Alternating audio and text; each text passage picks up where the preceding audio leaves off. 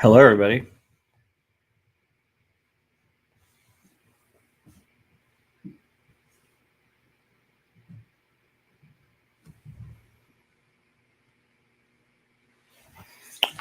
Hello, everybody, and welcome to the second episode of Going Live, where I'm going to be talking about a few things today. I'm going to be talking about Epic Grindshoes, which is a new brand from Powerslide.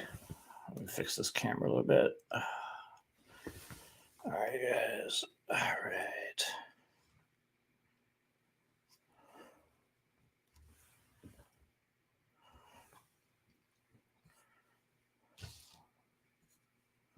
All right, let's do that again. Welcome to episode 2 of Going Live. Today I'm going to be talking about Epic Grindshoes. And Epic Grindshoes are some shoes by Powerslide, and they're like soap shoes. I don't know if you've seen these, but they're pretty rad. Let me see. I made a video of them. I think I forgot to post it. I'll get to that in 1 second. I want to talk about the Olympics that happened this past winter. There was a bunch of rollerbladers in speed skating that competed, and 3 of them won gold medals this year. One of them was actually an aggressive skater from Holland named Caleb Benavides, and he won the gold medal in the 1500 meter, which is pretty amazing for an aggressive inline skater to make it to the Olympics in inline skating. He also, in ice skating, and he also just got the world record in speed on ice skates, skating 103 kilometers an hour, which is 60 miles an hour on ice skates on a lake. And we're going to watch that clip of him on the lake skating. It's for Red Bull, 103 kilometers an hour, which is pretty crazy. He's doing it in Norway. And I tried to find some footage of Kjeld aggressive skating. I wasn't able to. I hit up some of the Dutch guys and nobody got back to me. So in the future, I will have some clips of him aggressive skating. But I think this is pretty rad that he won a gold Olympics, and then right after that did this 103 kilometers an hour on ice skates. We hebben de baan nu nog langer gemaakt. Watch this for a minute. Geen Does haast anybody hebben here met het versnellen. skate at all? De windcatcher I think is langer geworden. Het is nu bij all de these tunnel waar je in inline kunt speed schaatsen. skaters En het ijs is anders. have been Het ijs is doing echt really beter well dan on nog ice 4 jaar geleden. and Er zitten geen winning scheuren a in. lot of competitions. Dan You gaan look we at kijken Mark wat het vandaag gaat Swings, worden. who also got gold in the Olympics, and he's won the Berlin Marathon 7 times. Ik ben zelf echt in topvorm. Ik heb een prachtig seizoen gehad. En ja, nu ga ik iets doen wat hopelijk ergens op een muur gespijkerd wordt. En dat is denk ik It'd be deze so fun to skate behind the car like that, blocking the wind. 2, 1, go! Easy. Very good. Can you hear the audio on the skating? Very good. Already 20k. Let's go. Fantastic. Okay, now we go. 40k already. 50k. Very well. 55, 60k already. That's super cool. Very easy. I'm not sure when he 55 already. transitioned from aggressive skating to speed skating. I know he's not aggressive skating anymore, but I did see some footage of him last year or 2 years ago at a skate park on his speed skates. So definitely he still has it in him.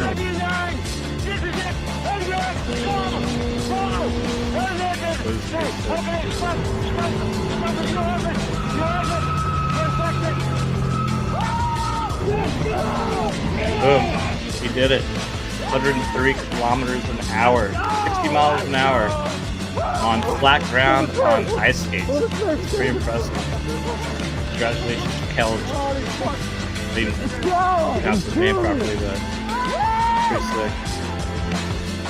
57, So he's 58. So Bijna 2 keer zo also hard. in the Olympics Bizar. this past Dit year voelt was niet Bart normaal. Swings, who is a Powerslide rider. He's the main Powerslide speed skater. He's won the Berlin Marathon 7 times in a row. He also has the world record in speed skating. In marathon speed skating, he did the Berlin Marathon in 56 minutes. This is Bart Swings. Now, that's 56 minutes doing 26 miles is pretty crazy. That's like, almost 30 miles an hour. Very impressive on Bart swings. So congratulations to him for winning gold. There he is with the King and Queen of Belgium. And he has his own sports center named after him. Just Bart Swings Sports Center. It has a concrete skate park and a pump track. So that is pretty badass. This is Bart skating around his brand new sports center named after him, and it looks really nice. And what's cool, the sports center has a bar in it. You can't do any, doing sports and drinking is a perfect combination. But yeah, this place has gymnastics, indoor sport, any indoor sport you can think of. And then, like I said, it has a skate park, concrete skate park. It has a pump track, and it has a bunch of skate park features just around the parking lot and sidewalks and everything. If you look it up online, I have a link to the video in the description to this later. But it's a really cool place. And the only other person I know who has their own skate park that's named after him, that's an aggressive skater, is Brian Aragon, which is the Brian Aragon skate park. But yeah, this place in Holland is really cool, named after Bart Swings. So let's check out the Aragon Park. For those who've never seen it, this is, like I said, it's in Brighton, Colorado. It's the Brighton, at the Brighton Rec Center. And I'm not sure what year they named the park after him, but it's pretty rad. I don't know if anyone in here has actually ever skated it, but this is a really nice skate park, and it's pretty cool to have a skate park named after you. So congratulations, Aragon and Bart Swings, who got the whole sports center and skate park named after him. So pretty nice park here. So, and then the third inline skater that got a gold medal at the Olympics this year was Erin Jackson. And Erin is an inline speed skater. She also does quad speed skating and roller derby. And she got first place gold medal in the event, the 500 meters, in 37 seconds. So congratulations to all three of those skaters. This is Erin here. So congratulations, Erin, on a job well done. 3 inline skaters getting gold this year at the Winter Olympics, which is pretty amazing. Now, does anyone have any questions? If you do, let me know. We're gonna watch some skating now. I'm gonna show you some footage that I had on my computer from just a skate session we did in 2014 in Austin, Texas. And this is at the Patterson Park mini ramp. And it's got an array of skaters: Mick Casals, Michael Kraft, Dan Dickerson. Wait, that's the wrong video. Here we go. All right. So Zach Edick. So this is mini ramp. It's just in a park. It's really cool. That's the grind box we built. And we used to have grind box sessions every week. But that grind box was actually designed to also fit on this mini ramp with extension. So that was always a cool session. We used to do crawfish boils here in this park and barbecues in the summertime. There's a pool there. And now across the street, they actually building now a big skate park and a pump track. So it'll be the first pump track in Austin. Now that's Mick Casals in the red shirt. Mick, he received his pro wheel from Bloom Urethane recently. So you should support Bloom. Check out his wheels. They're pretty rad. They will donate 10% of all profits to RAIN.org, which is the Center for to help prevent sexual abuse. So that's pretty cool. I really enjoyed skating this ramp a lot. It would have been rad though if it was not twice wide. Hey, Mike. And it really reminds me of a European ramp, just being in the middle of a park. Just randomly a mini ramp. It's just a pretty cool spot. Jacob, you should go there. If you're not too far, you should check it out. Where do you live, Jacob? Let me know. Okay, let me see if I can turn it down. I turn it down more. Can you hear me now, or is it the same?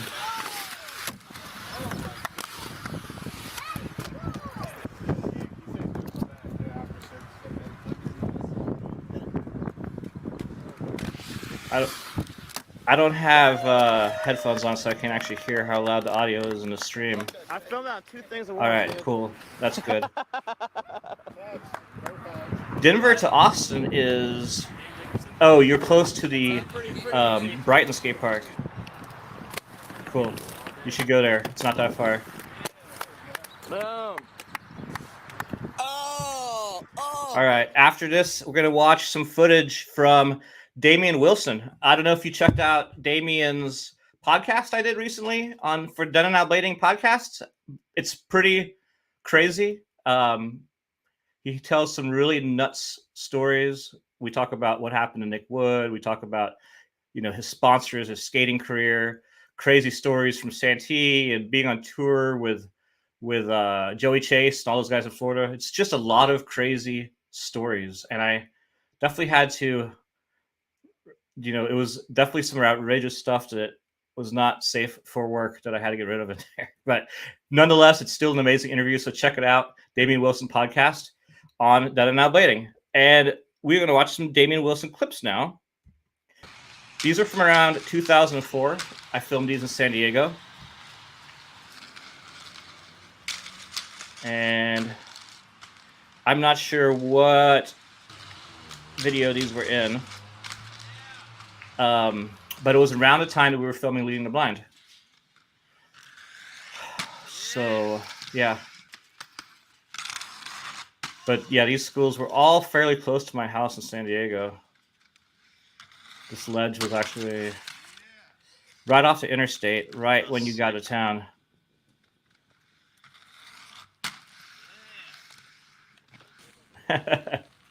Mere mortal. You want to do a podcast, huh? Well, let me add you to the list.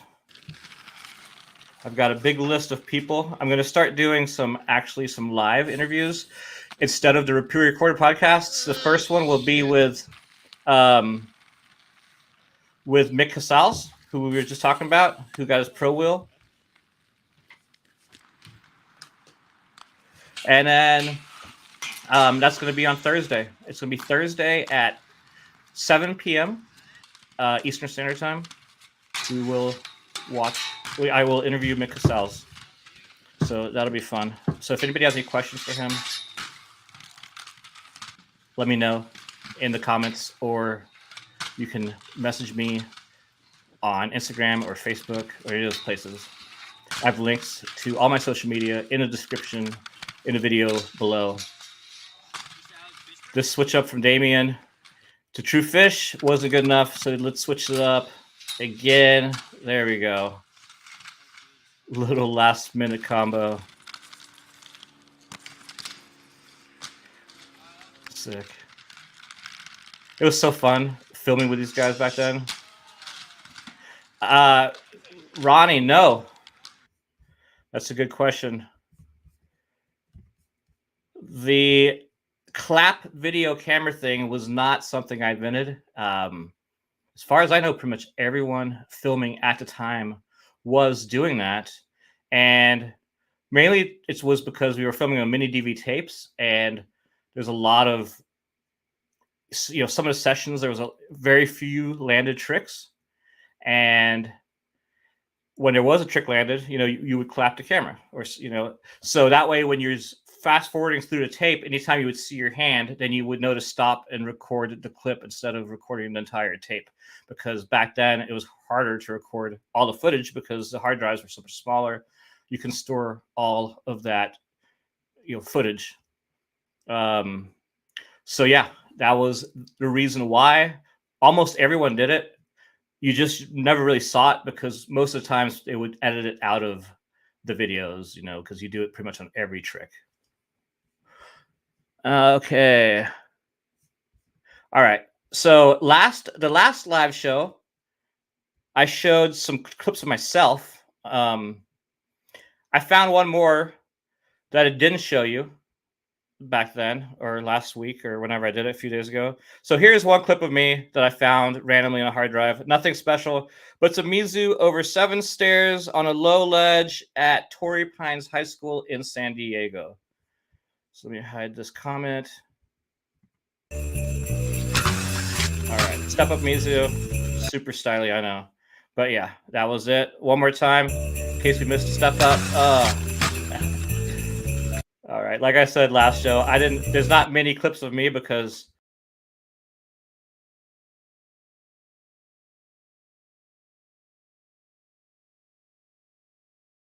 I almost removed myself from the stream.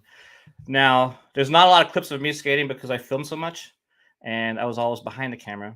And yeah, so kind of a bummer. It's like I said last show, most of the clips of me skating are actually from the past few years. So that's kind of cool.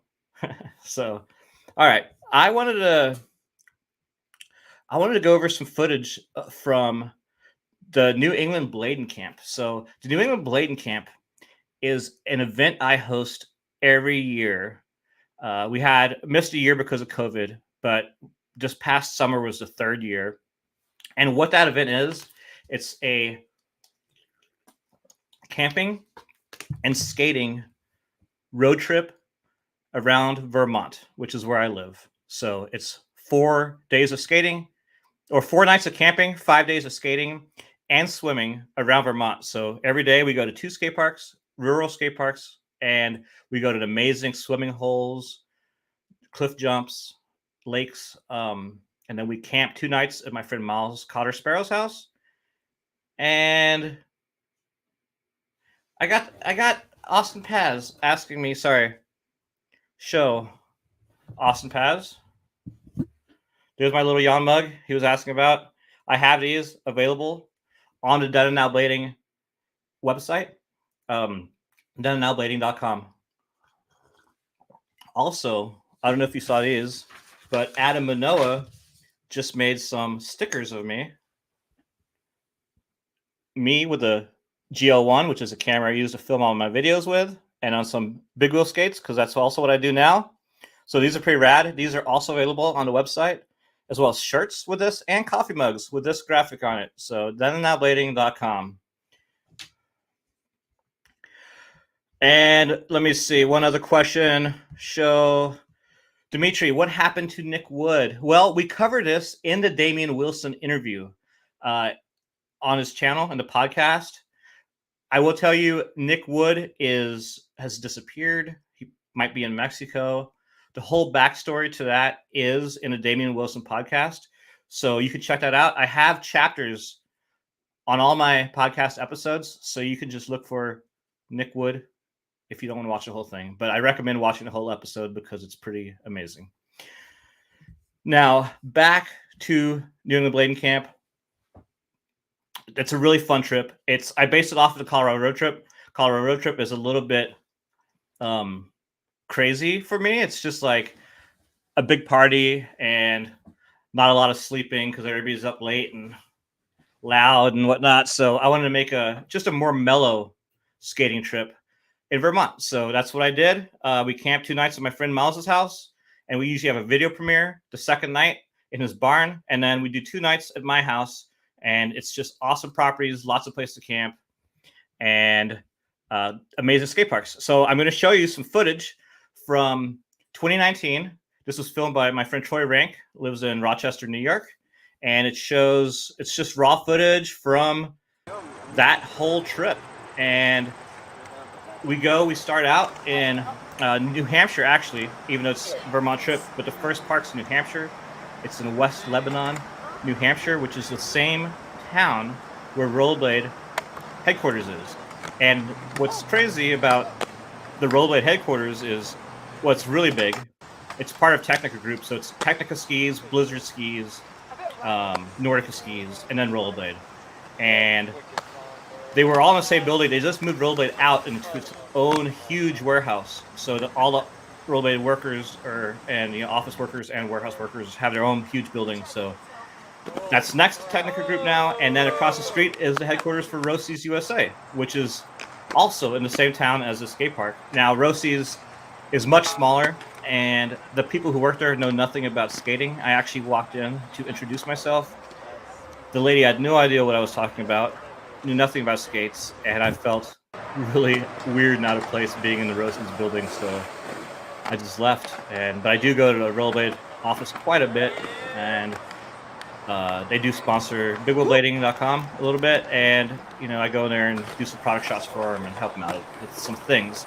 So this park is, like I said, the first stop. It's pretty big. They've actually added onto this park since then, and it's lit now. So it's a pretty awesome park. This is the first swimming spot we did that year. It's a cliff jump right by Miles Cotter Sparrow's house where we go camping at. So we got everybody at the river. Let me turn it down a little bit. Dimitri says Damien Wilson clips were from Demo Day. Okay. I wasn't sure if I used them, but I filmed those clips, and I must have contributed them to Carl Sturgis, I believe, made that video. So yeah, these swimming holes are pretty amazing. That's really my favorite part of the trip, is just taking people to all these cool swimming spots.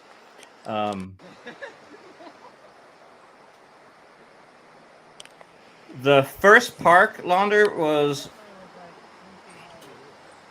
The park is located in West Lebanon, New Hampshire. And it's awesome. So, yeah, and then the one reason we do this road trip in Vermont, we do switch up parks every year. Like, we have our parks, standard parks that we go to, but and where was the Rosie's building? The Rosie's building is also in West Lebanon, New Hampshire, across the street from Rollerblading. So we switch up the spots every year. Not all of them, like I said, but we have our staples. But there's so many parks in Vermont. Vermont only has 700,000 people in the entire state, and it has like 60-something skate parks. So it has all these rural skate parks in small towns of a few thousand people.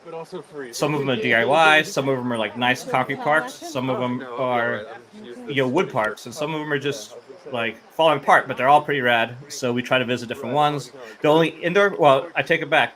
There was an indoor park that we did skate in Rutland. It's since shut down, but there's a new indoor park in Burlington, and there's a new indoor park at Bolton Valley Ski Resort, which is pretty cool. So, yeah, so now we're camping over at Miles's house.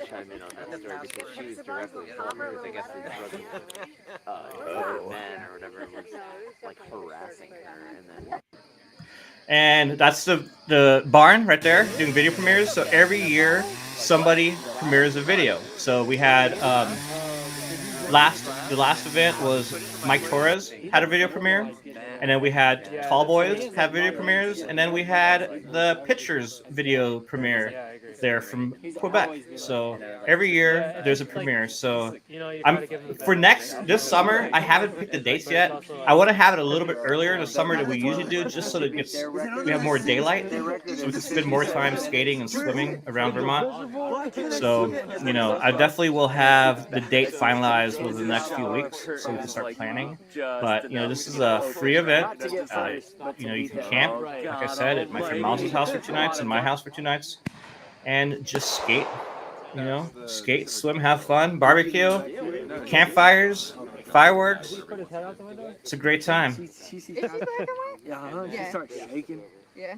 She sees the cows. Freaks her out. I am not a mason or a Shriner. I just found this hat at a thrift store in northern Maine last summer. So yeah, so this is where you're gonna wake up at Miles's house. It's called, what's the name of his mountain? Oh, I can't remember the name of his mountain, but very beautiful mountain views when you wake up in the morning. The Vermont fog. That's all the skaters. We have skaters too show up from all over New England. So Maine, New Hampshire, Massachusetts, Connecticut, Rhode Island, and then we have people from New York, Quebec. When the borders open, we have people come from Austin, Texas, Philly, San Francisco, San Diego. We had a lot of people from France the first year, so the turnout's pretty good. Now this park is really sick. This is the DIY skate park in Warren, Vermont, and if any of you ski, it's home of Sugar Bush, Ski Mountain, and Mad River Glen, 2 famous ski areas. This park, so since 2019, they've done a lot more work on this park. They finished the whole bowl corner in the back, right there where there's nothing. That's all finished now. So it's a pretty sick park. We did have some altercations with some skateboarders at this park for waxing coping, which you can see that in some of the edits from the 2021 New England Blading Camp. Pretty silly stuff. And Caleb, I don't have a date for it yet, but I'll let you know when. I just lost one of my lights, so I'm a bit in the dark.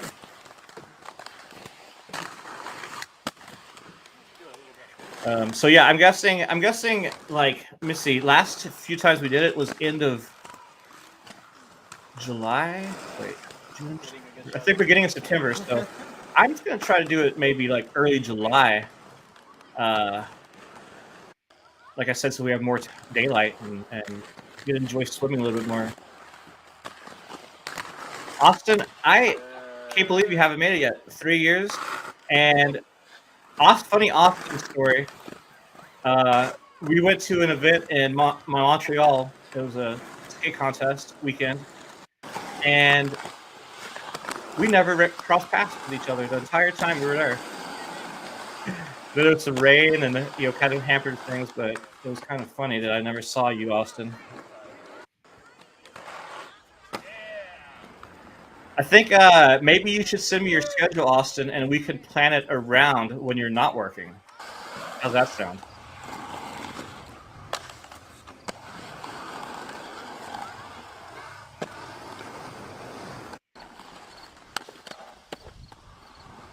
Has anyone in this chat ever been to Vermont to ski or anything? Austin, I didn't leave you with Nicky Adams because I didn't see Nicky Adams. Where was Nicky Adams at? That would have been fun to see him. I haven't seen him in shit 20 years. 2002 probably. That had to be wild. There's Grant Hazelton. Oh, Grant Hazelton, his mother actually moved to West Lebanon. So the town with the first skate park we watched and where Rollerblade and Rosie's is at is where Grant Hazelton's mom lives. So he occasionally is down in West Lebanon, which is pretty cool.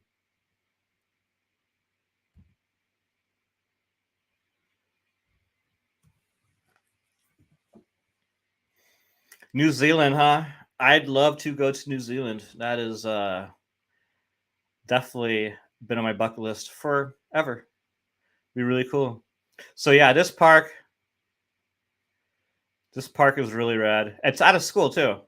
So it's a DIY skate park at a elementary school and junior high in the mountains of Vermont, right off the 100, deep in the heart of the Green Mountains.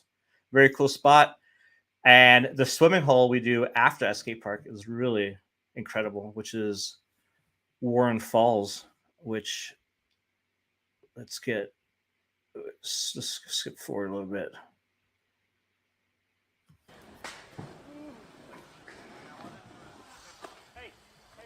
We got a lot of, I think most of the people that come to this are definitely from Mass in Connecticut, but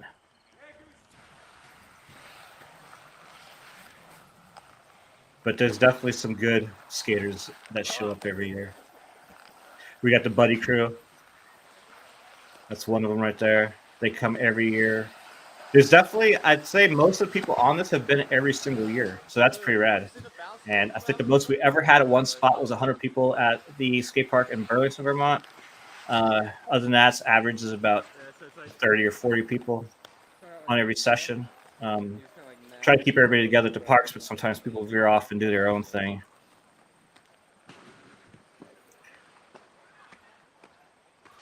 Has anybody been on a Colorado road trip or the New England or on the Northwest Shred Tour? Because those are both also very awesome trips. And that is definitely what I based this trip off of. Yeah, exactly. All right, let's for a little bit. Okay, that's Miles right there. Miles on the big wheel blades and helmet. He works for Rollerblading, and he is the host for the first 2 nights of camping. Super cool dude. If you've ever seen the Rollerblade van drive around the country, stopping at different events, that is the guy driving it. And he is an aggressive skater. He was just wearing big wheels here. his family owned Zero Gravity Skate Park in Rutland, Vermont. It was a big park in the 90s. They used to host ASA contests there, all sorts of events. They owned Wellback Ski Mountain in New Hampshire. So he's grew up skiing, grew up skating, still skates, and works for Rollerblades. So yeah, cool dude, and he is the co-host for this camping trip. Mike Torres is so good. He shreds the park so hard. Watching him, Michael Kraft, Grant Hazelton. It is pretty cool skating with all those guys.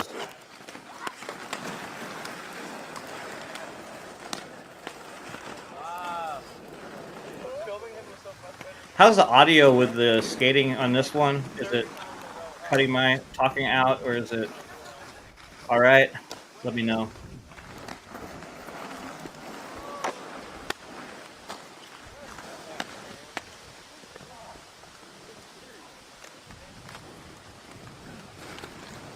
If anybody has any questions about anything, about skating or my history in skating, feel free to ask in the chat, in the live chat. I'm more than happy to answer any questions you might have. All right, Austin. Sounds cool.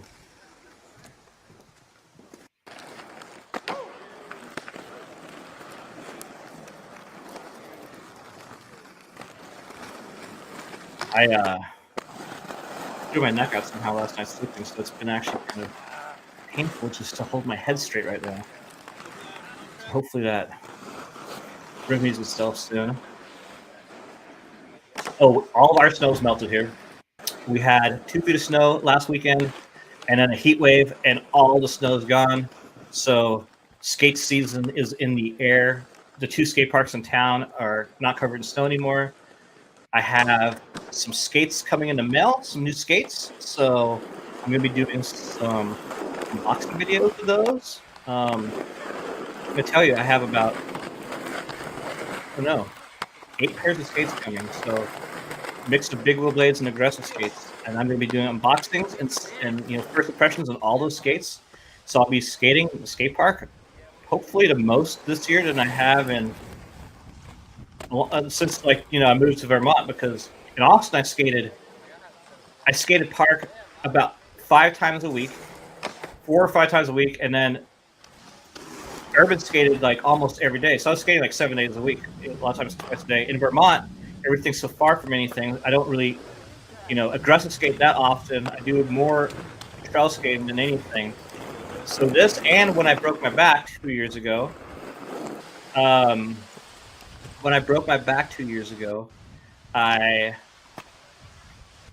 it was a long recovery process. So doing aggressive skating, landing tricks, everything like that hurt really bad. I'm finally back to where my back is good. So I'm going to try to skate this year as much as possible, film some clips, try to do a little edit of, end of the year, and definitely do a bunch of first impressions on these skates. So wish me luck that everything goes smoothly with that.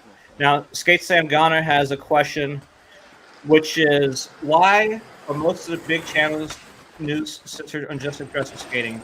Well, I can answer that for you, because the people doing the news channels are aggressive skaters. And aggressive skating has only in the past 3 years kind of expanded outside of just aggressive skating. So, there's a lot of skaters who've gotten big wheel skates and do big wheel blading, urban skating, to complement their aggressive skating.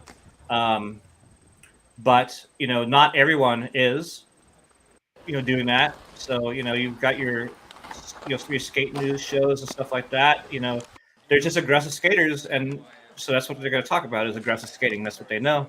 That's what they're going to talk about. You have people like Ricardo Lino that do everything, because that's what he does. He does it all. And you can see, Austin Paz over Jump Street. He is an aggressive skater. He recently started doing mushroom blading. So now we're seeing some mushroom blading content from him. Maybe we'll see some more mushroom blading on their channel. So, but I think it's just that that's the only thing they do. So the only people going to talk about other disciplines are people who do other disciplines themselves. So That would be like me. All right, Dandy Twitch. Epic Grindshoes. So I messed up. I had a video made for Epic Grindshoes, and I was going to talk about them. And let me see if I can find it. I don't think I exported it. So live stream. No, I didn't. So Epic Grindshoes, for those of you who haven't seen them yet, it's basically soap shoes, but brand like new ones. So it's like a modern soap shoe. They have 4 different shoes. They have 2 low top shoes and 2 high top shoes, and they're pretty rad. They're gonna be about like $115, $130, depending on if you get low top and high top, and they're gonna be available in sizes 38 to 47 EU and 6 to 12.5 US. It's basically soap shoes. It's called Epic Grindshoes. And the team is Eugen Ihnen, Nick Lomax, Mario Munoz, and Xavi Beguno. I'm sure I butchered that last name.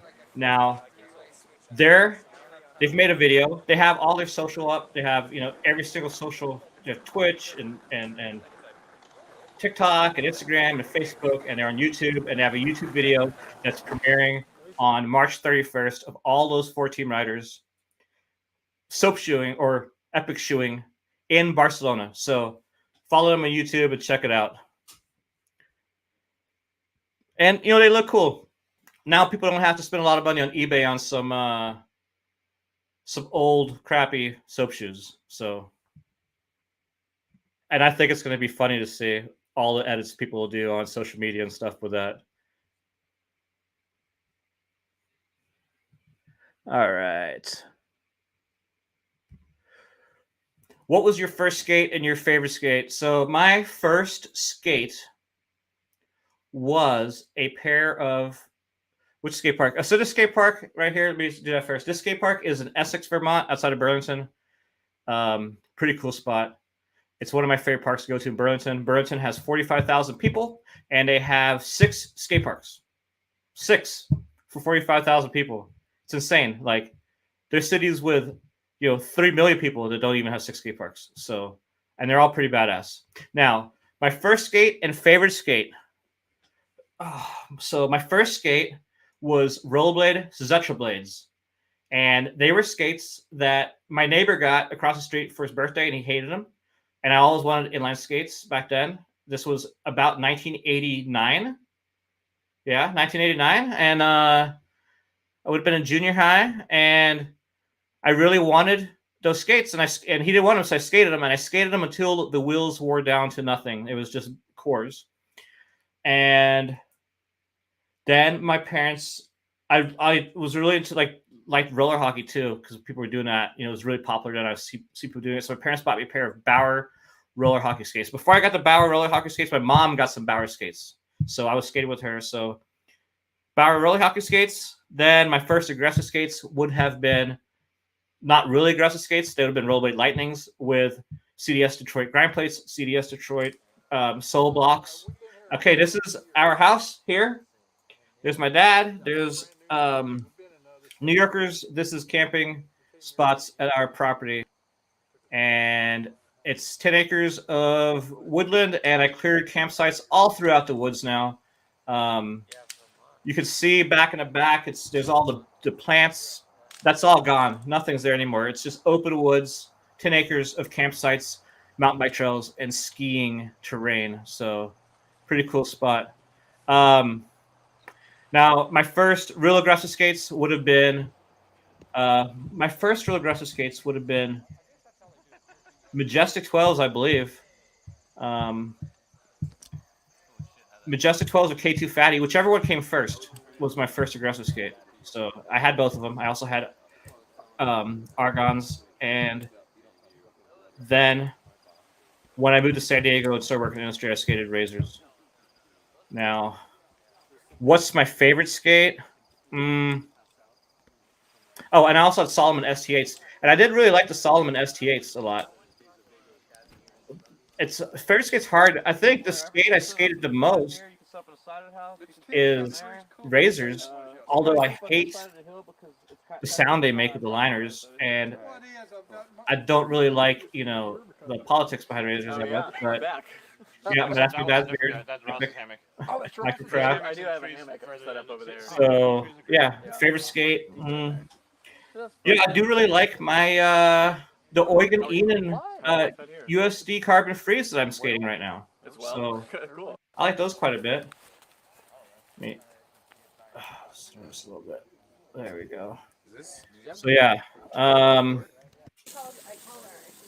I think there's a cool version. Two vans. Yeah. God, you had so much stuff in your house. Is it all here? Or is it like storage? Yeah, I mean, we.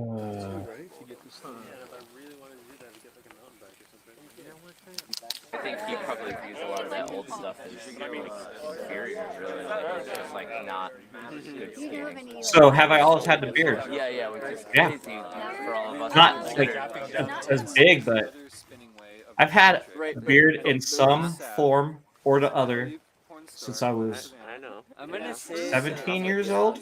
So Right, but so that's the thing. yeah, I've always had a If beard. qualifying SAB, We if you're look at applying- that. Oh, that's it for the. Wait. Oh no, I messed up. Let me go back. It was.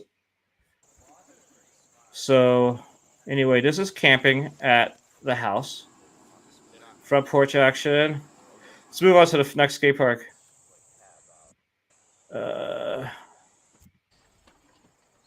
That's Gabe Holm from Thorough Shops. Got the cool Volkswagen van. That's the view from our house, the camping. The mountain on the left is Burke Mountain, where I ski all the time. Oh, what am I doing? I have like a protein bar. I'm gonna go stupid. Oh, Alex, sorry you have to go to work so late. All right, and there's a view of the house with the cars, the camping. And so, yeah, to answer the question about my beard, I've always had a beard in some form or the other since I was 17, about. So, yeah, that's Vermont, guys. You know, you come to Vermont, camp, skate, and swim. It's a pretty good time. If you're going to fly in, I recommend flying either to Boston or Burlington. Burlington's about an hour and 45 minutes from the first park, and Boston's about 2 hours from the first park, so they're about the same. From the last park, it's about 3 hours to Boston and about under 2 hours to Burlington. So I was thinking about doing a opening up. They have like Airbnb for camping. So I have so many campsites now in the woods that it would be cool to do a camping Airbnb type of thing. So that's an option. The snowmobile trail goes through our property. So in the summertime, you can actually drive down it and park away from the house. So we'll see if that's an option in the future.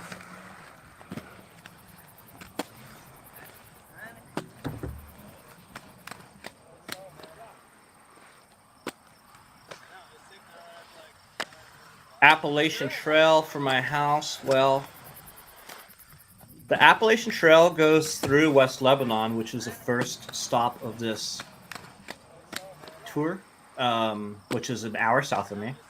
I think the closest spot on the Appalachian Trail is about 45 minutes in the White Mountains. Maybe a little closer. Let's say, about 45 minutes. 45 minutes an hour from the Appalachian Trail. And it's going to be when an Appalachian Trail goes into New Hampshire from Vermont or in the White Mountains. So, and a few people I know have done the Appalachian Trail. One of my friends is actually now doing the Pacific Coast Trail or Pacific Crest Trail from San Diego to Canada for his anniversary, for his wedding anniversary. Him and his wife, that's what they're doing. They're hiking all the way from San Diego to Canada, which is pretty gnarly. Oh, sick. So this skate park right here, this is in my town. This is a very small concrete park at the ski area. And the ski area is called the Linden Outing Club. I'm actually on the board of directors for the Linden Outing Club, and it is a volunteer-run ski area. It's been volunteer-run since 1937, so it's one of the oldest ski areas in the country. It's a small hill, T-bar, 10 runs off the summit, offers cheap skiing for low-cost families. It's like $15 to ski, $10 if you're a kid, not very bad. And they have this skate park. And this is one of 2 skate parks in my town. So this one's concrete. And at the university in town, it's called University of Northern Vermont, has a prefab skate park. So we got 2 parks. They also have a rail park at the college for skiing. And then we have the ski mountain, and then we have a bunch of mountain bike trails. So if you like the outdoors, this area of Vermont is amazing. Hiking, mountain biking. Like, if you come out to this trip, or if you just come to Vermont, just come to Vermont, let me know. I love being a tour guide. I'm more than happy to meet up with you, show you the sights anytime, be it summer for skating, hiking, mountain biking, or winter for skiing, snowboarding. If you come to Vermont, let me know. I'll definitely meet up with you and show you around, and or at least give you some advice. And yeah, so this park is it's actually pretty crazy because with COVID, how many more people started blading because of it. So with the skate park, before COVID, no one really skated this park, like as far as locals. And once COVID hit, this skate park is always busy. I never see any bladers. I know that there's some bladers that skate here because in New Hampshire, not far away, there's some skaters but that have skated here, but I just haven't run into them. There's a lot of skateboarders that skate this park, some BMXers, some scooter kids, and in the wintertime, people actually ski the bowl and snowboard it, so that's kind of cool. And yeah, Grant Hazelton. Grant's so good. And Nathan, you are welcome. You're welcome, Nathan. Thanks for watching. I hope you're doing well. Hopefully I'll be making it to the city sometime. And yeah, so there's events coming up, guys. It's like event season. There's the Frankie Morales Invitational 2. There's happening in like a week. And then there's Blading Cup happening in the end of April. So that's pretty exciting. And then I want to get to both, but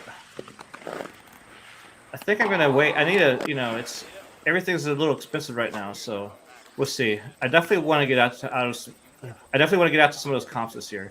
There is an event happening in Montreal the same weekend as Frankie Morales 2. So I would think about going to Frankie Morales 2, but Montreal is so much closer. It's been hard to get to Montreal because the border's been not closed, but hard to cross. You have to have a valid COVID test and all sorts of stuff. And it's hard to get it back in time to cross because it has to be done in like 24 hours. So to get rid of that restriction on the 1st of April, 2nd of April, there's a party and jam session in Montreal. So there's a skate shop there. They're having a party, and then afterwards they're renting out Taz Skate Park for a session. That's only 2 hours away from me. So I'm hoping to maybe make it there if I don't make it to Florida.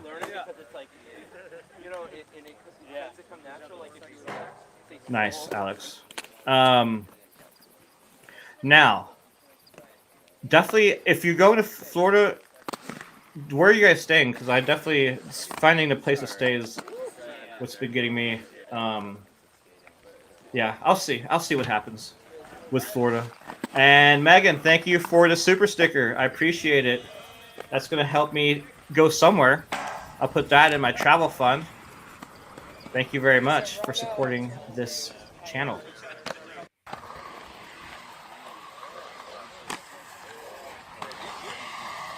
That's Freddie White from France. So this is a trip that we had a bunch of guys from France and Montreal. Montreal is crazy because there's a lot of people from France that live there, which is cool. So it's like they kind of help bring the scene back. And hey, Troy. So Troy is watching this right now, and Troy is the one who filmed all this footage. So thank you, Troy, for filming these clips and documenting the 2019 New England Blading Camp. Troy lives in Rochester, New York. He's good friends with Grant Hazelton and all the Rochester crew. So it's a great scene, great people. If you ever go to Rochester, you should hit those guys up. And Troy makes it out to Vermont. He's got some friends by Burlington. So in the summertime, we get some sessions in together.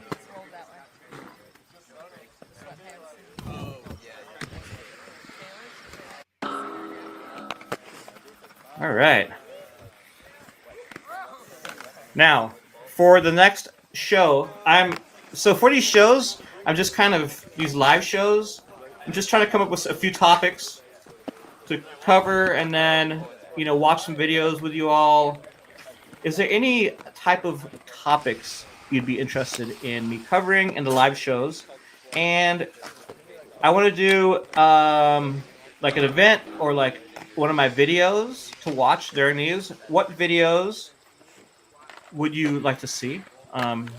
Any content you'd like to see in these live shows that you want me to talk about while we watch them, let me know in the live chat or post in the comments below. And yeah, I'll make it happen. We'll streamline the show a little bit more. I'll be a little bit more organized. I definitely, when I started doing the podcast and all these shows, when I film myself, I've always hated being in front of the camera. Always hated it. Public speaking in school, hated it. So it was very nerve-wracking. Definitely get very nervous filming. And that's why I didn't start doing any live stuff until, 5 months into the channel. I guess it's been about 5 months now.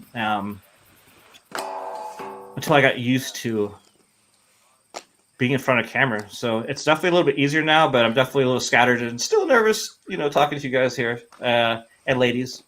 So, oh yeah. And we've got the cups on the website, thenowblading.com.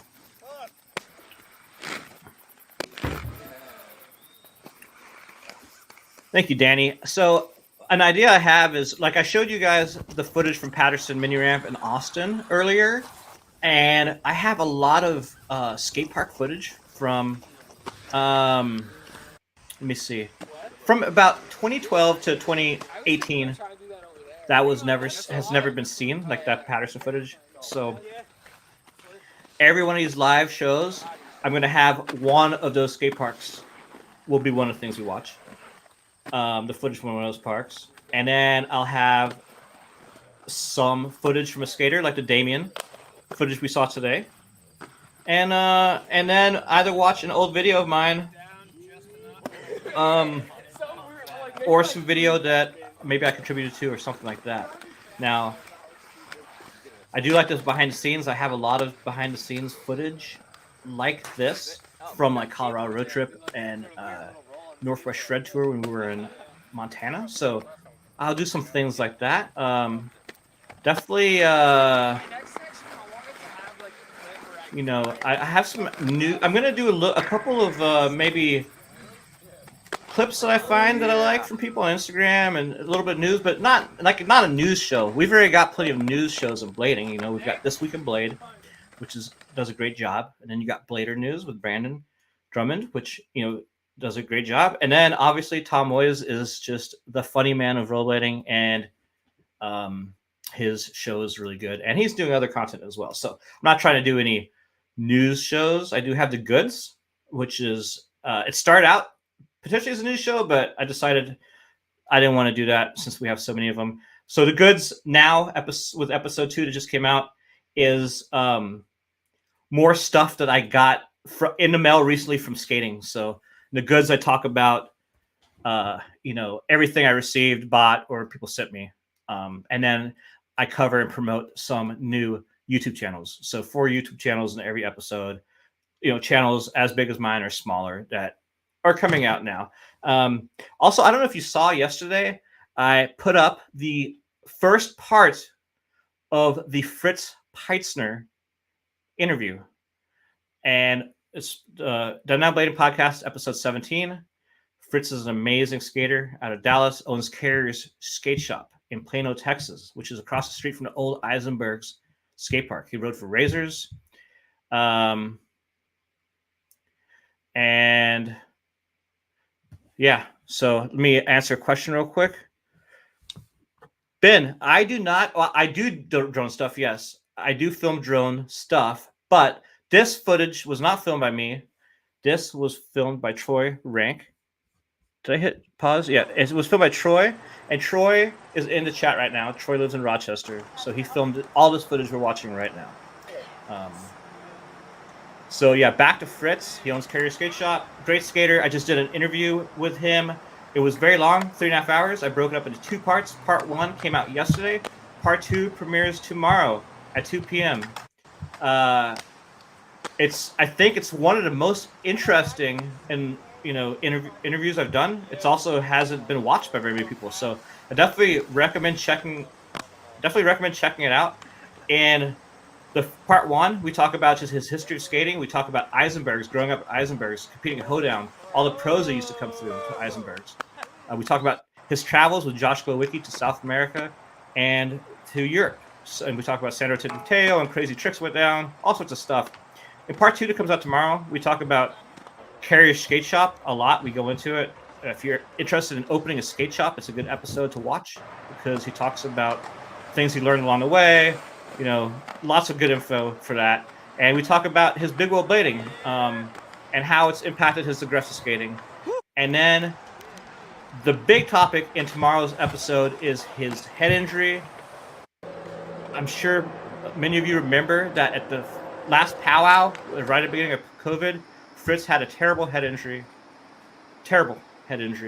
and was hospitalized for a really long time. And we're talking about months and months of rehabilitation and everything like that. So we talk about the injury. We talk about what happened. We talk about the recovery, the rehabilitation, and how it's affected him today. So, yeah, at Kona Skate Park. That's right. So Ben said Kona. It was a Kona Skate Park. So yes, that's coming out tomorrow, 2 p.m. Eastern Time, part 2. So check out part 1. It's on there right now. With Fritz Peitzner. And I mentioned earlier, Thursday night at 7 p.m. I think 7 p.m. Central Standard Time, so 8 p.m. Eastern Standard Time. I'm going to be interviewing Mick Casals. It's going to be the first live stream interview I'm doing, so it should be interesting. Hopefully, I'm not too scatterbrained, so I'm looking forward to that. I'm going to be doing some panel discussions here in the future with multiple people. I'm going to be discussing. We're going to do one on zines. So like old print zines from skating back in the '90s to new ones. Throughout the past 20 years, and we're going to have people who create them, all talking together about them. I have ideas for different panels, so I was thinking maybe like every couple weeks do panel discussions. Now, let me know what kind of panels of topics in inline skating you'd be interested in hearing, so I can figure out some people to invite on the show to discuss those topics. So I think I was thinking about doing, after the zine ones, do maybe like a 3D printing panel with everybody, and I don't know. If you have ideas, let me know. I'm open to all sorts of stuff. All right. Oh, it started over. All right, let's watch.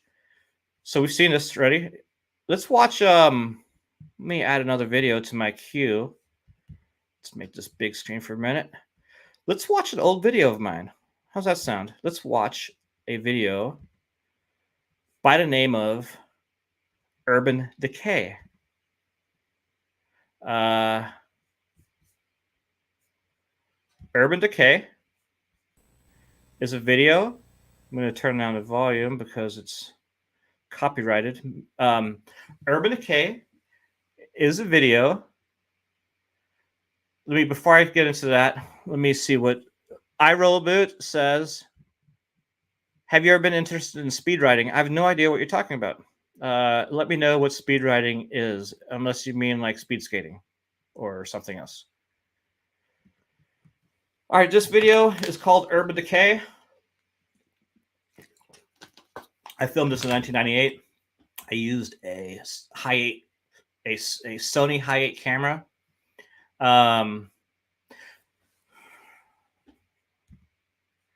Renee, thank you so much for liking my shirt hat combo.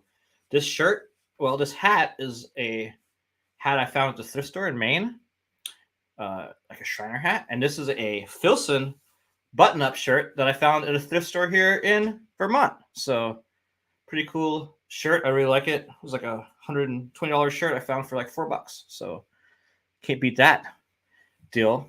Renee, thank you for your contribution. I really appreciate it. And it's okay you're late. You can watch everything we discussed in the playback. Now, so this video, like I said, it's 1998. This was a Scum Magazine video from my Scum Magazine days. This video was a road trip. It's basically the footage from a road trip I made with Lonnie Gallegos to California. And that was in San Diego. So we went to San Diego. We went to LA. We went to San Francisco. We skated with all the legendary skaters from the late 90s in those places. Like you saw, Ernie Ramos, one of the greatest skaters like from the era. Jeremy Gallegos, like all these guys from San Diego. Let me see. One comment. Fred Castro, you're such a legend. Thank you for mentioning me and Chanka podcast on your last goods. So Fred Castro, you're welcome. Fred Castro is a legend as well. Been around for a long time. And if you missed the Goods episode 2, he does a podcast called Chanka Podcast. I'm not sure if I pronounced it right, but it's a Spanish language podcast with him and his friend. And they do interview, well, they interviewed Lawrence Ingram from 50/50, and it's in English, so they subtitled it. So, you can watch some of those in English. You can, or if you speak Spanish, you can watch every single episode there is. So go check them out. Chanka Podcast on YouTube. If you can't find it, there's a link in the Goods episode 2. So this is all footage I filmed of all these, Pat Lennon and everybody back in 1998. So first time I met Brian Shima, Pat, Robert. This was Kato. First time at Kato. This is at the Fiction mini ramp, which was a really cool mini ramp at the Fiction warehouse. Got to skate with Seth and Oscar Camarero from San Diego. It was such a good skater. Armand Marchand. There's me. Look at that. Negative Mizu in my Solomon ST8s. So yeah, dude. That was filmed by Rolani. The Brian Shima, one of the first Brian Shima clips I filmed, which was, BJ. We skated with so many good people on this trip. It was pretty rad. We also stopped in Phoenix on the way. No, we stopped in Albuquerque on the way. We skated a skate park in Albuquerque. And yeah, so this is footage. I did not film this footage at Woodward. I think Lonnie filmed it because I never went to Woodward back then. I didn't go to Woodward until about 2000 for the first time. So this was what are these ledges called? I forgot. It was so long. These ledges were so sick. Reduta still killing it. It's crazy to see what this is 1998. So it was 24 years ago. 24 years ago, this was filmed. So it's crazy to see how many people are still around. Travis Toms. This was filmed in Dallas. Travis Toms was a skater from Kansas City. He was really sick. Jeff Laredo is a professor now. Hong Feng also probably. Okay, we talk about underrated skaters. Hong Feng, dude. Hong Feng was like the sickest dude ever. And he did it all on Argons. Like, not the greatest skate ever made, yet he shredded it like crazy. And there we got Anthony Medina. Medina from all of his videos he's done. Launder, I am 46 years old. So I am getting up there. Like I said earlier, I've been skating since 1989. So I'm on 33 years of skating about. Yeah, so definitely 3/4 of my life have been on blades and filming bladers and hanging out with bladers, and yeah, it's been a long ride.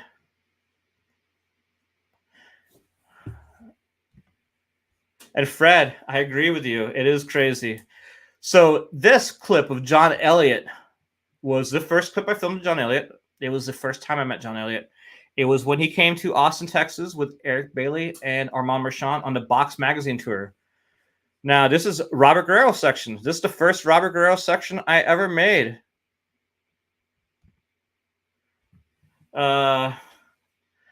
So this was filmed all in San Jose, Morgan Hill, and SF. You know, all these legendary old spots aren't around anymore. We had just the craziest people on these sessions too. You know, you just look at who's in this video.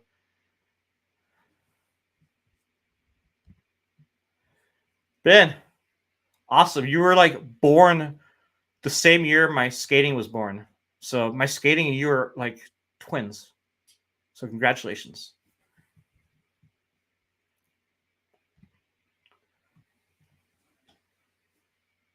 So yeah, this Rob G section is it's a pretty cool throwback. I'd mentioned in the last live stream that Rob G and Jason Howard grew up together because Jason also lived here in Morgan Hill when they were kids. And then Jason relocated to Austin, Texas when he was about 14.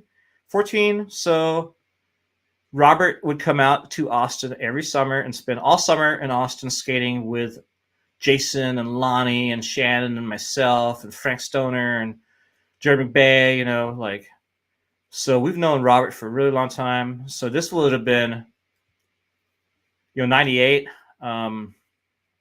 What was the winter of 98? Winter of 98, spring, like I think it was around Christmas 98, so into 99, because later this year that summer I went to Europe to film Last Call. I was there for like 6 months, and then I moved to San Diego in December of 1999 to work for Daily Bread magazine. And here we got Montreal section, which is funny because Montreal now is the closest city to me. I live about an hour, 45 minutes from Montreal, so. And I've have been able to go since COVID. Starting April 1st, I will be back to skate their parks, eat their food, which is amazing, and do some urban skating. I found out they have an urban skate group, so that's gonna be fun. I did skate a marathon there, a half marathon 2 years ago, right after I broke my back, about 6 months after I broke my back, maybe 4 months after I broke my back. It was a bad life decision to skate a half marathon with a broken back. I couldn't bend over. It was very painful, but I still did it.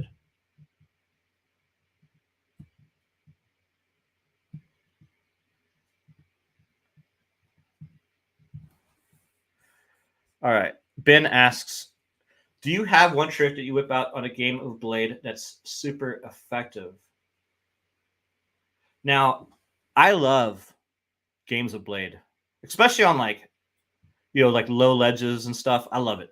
Or like some like angle iron ledge.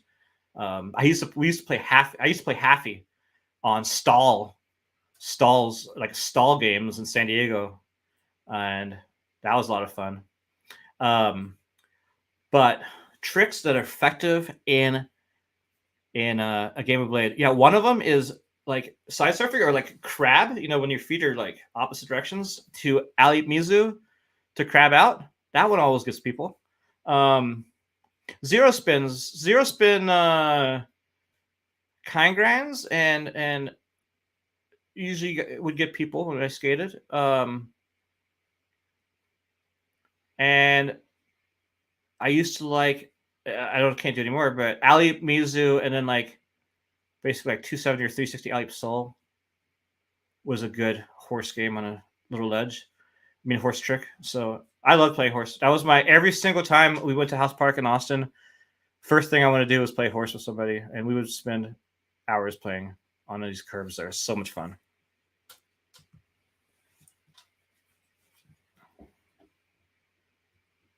This old Taj Mahal skate park in Montreal was so sick.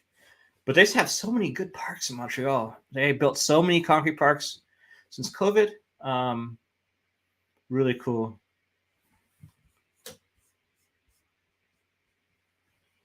All right. This was back when, so I was doing, I'm big wheel blading the website and then, do this podcast and like it's almost impossible to get anybody to sponsor anything. You know, back in the day, like I got every single video I made, people sponsored it. You know, like when I worked for Daily Bread, like everybody's spending money on ads, like a lot of money. You know, $5,000, $6,000, $7,000, $8,000 in ads.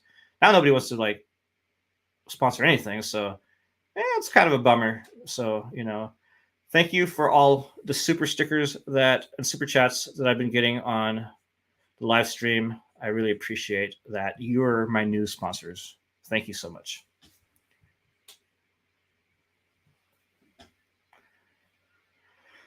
So Ben, House Park is pretty sick. It's one of my favorite when it's not busy. So we always went to House Park really early in the morning, like summertime, 6 a.m., wintertime, like 8 a.m. Now, I really like Pflugerville Park, and I really like, well, the new Wells Branch Park that opened looks really sick. I never skated it. I liked Cedar Park. That was a lot of fun. Jared Majors section. Jared Majors is back to blading because of COVID. He's skating again, and he's been posting a lot of sick clips on Instagram. So make sure to follow Jared Majors on Instagram.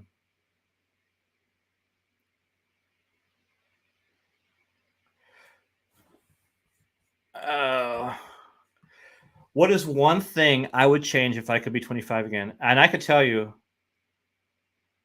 if I was 25 right now, knowing what I knew, I would have bought a couple of houses in Austin, Texas, because when I was 25, you could buy a house in East Austin for $30,000 because it was, you know, it was just not the part of town people want to live, and it was super cheap. And that part of town now, the houses are $1.5 to $2 million for the same house you could have bought for $30,000 when I was 25. So if I was 25, I would have bought a few houses on the east side of Austin for sure.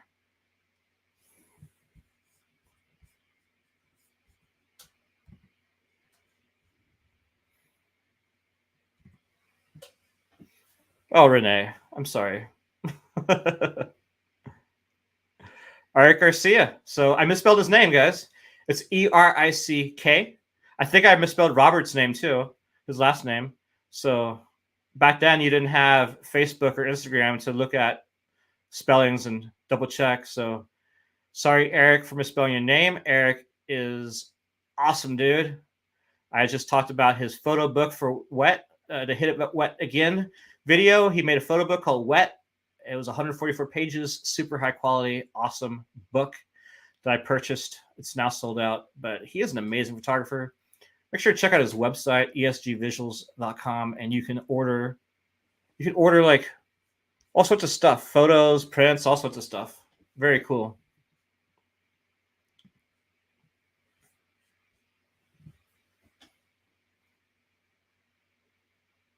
Yeah, that happens. Back in the day, it was definitely a lot easier to mess up names, that's for sure. And not saying that it hasn't happened, you know, in modern times. Always mess something up, but it's definitely a lot harder back in the day. Now we got Southern California section. Lonnie jumping off a roof. Oscar, dude. Oscar's so sick. Silver Strand. That beach was so good. So most of these ledges you see in this video are long gone. You know, they were busted a long time ago. I think I mentioned this in some previous videos, but the thing with San Diego is Daily Bread had made a huge mistake early on when they would put a photo in a magazine. God, Aaron, you're almost a style was so good. And Vinnie Menton right here. So when Daily Bread would put a photo in a magazine, they would say the name of the spot. And all the spots were pretty much in San Diego. So, you know, everyone wanted to go to San Diego to skate because they, you know, the spots. So a lot of spots in San Diego, you can only skate at certain times, you know, and if you're local, you know, you can't go there during business hours or something like that. Well, skate tourists didn't care. They just want to skate it until they get kicked out, which caused probably like 60% of the legendary skate spots in San Diego to get capped. So a lot of these spots you see in old videos are not there anymore. Although they have built tons of new things. So yeah. And then if at some point, Daily Bread stopped putting the names of the spots because they realized what was happening. Ernie Ramos, man, still, he was so sick. LA had such good skaters. Yeah, Ernie and Hong. Yeah, Kinley. So many good skaters, man. Gonzo, fuck, Gonzo. Somebody else is gonna be on the podcast soon. So Gonzo, man, he was always one of my favorites to watch and skate with. And there's Lonnie.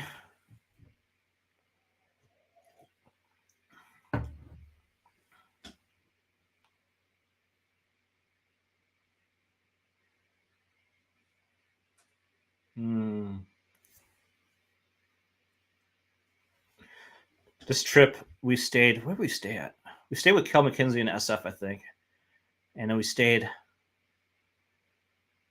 with Lonnie's dad in Alhambra, Los Angeles. And in San Diego, we stayed with Brian Bell. Yeah, we stayed with Brian Bell in San Diego. So first time I met Brian. No, first time I met Brian Bell was on Birth Tour when I did that interview with him that's on the YouTube channel. So yeah, that was cool. It was a cool trip. I still can't believe how much skating we got done. And all this footage you're watching was filmed in maybe like a 3-week period. And there's Chris Garrett. Chris Garrett owned Fiction Clothing. That's the Fiction ramp. Fiction Clothing. I still have a scar from my Fiction jeans. The rivet popped up and cut my hand really bad, and I have a big scar from those. So poor quality jeans.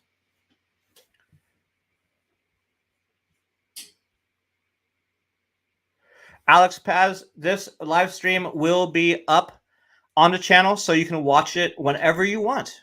So yeah, good. Having a great night. Take care. I hope work's not too painful.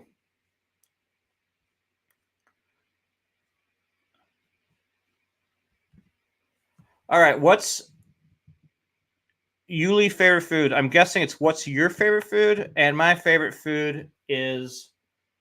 Well, I love sushi. It's always been when I lived in San Diego. We lived by Sushi Deli, and I ate sushi like 5 days a week. So I love sushi. Other than sushi, I love Texas barbecue.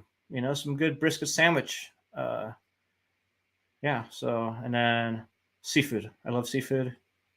I love seafood. I do love it. Like in Greece, we had some in Athens that was just phenomenal. Yeah. So that's my food. What else? Fred, that's cool that Gonzo was at Blading Cup in 2016. Hopefully he's there this year. I did chat with him the other day because with the podcast, I've been trying to interview some people that, more people that I've worked with in the past, skaters I film with, have a connection with. So Gonzo is one of those people. So definitely it'd be cool to talk to him and catch up. This is Anthony Medina. First Anthony Medina section I filmed with him. We did film before this for, just clips and videos. But yeah, I believe this is Anthony's first section he ever had in any video. And Anthony did quit skating for a period and then came back and, well, you've seen all of his videos that he's been making over the years, and they're all very good with a great crew and representing Austin, Texas very well.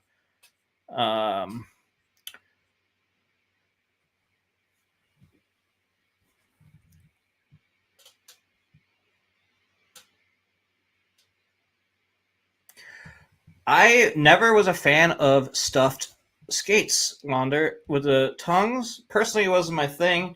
But I know, probably like 75% of people I knew at one period did that.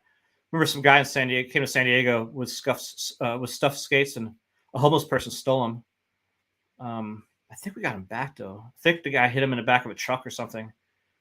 But yeah.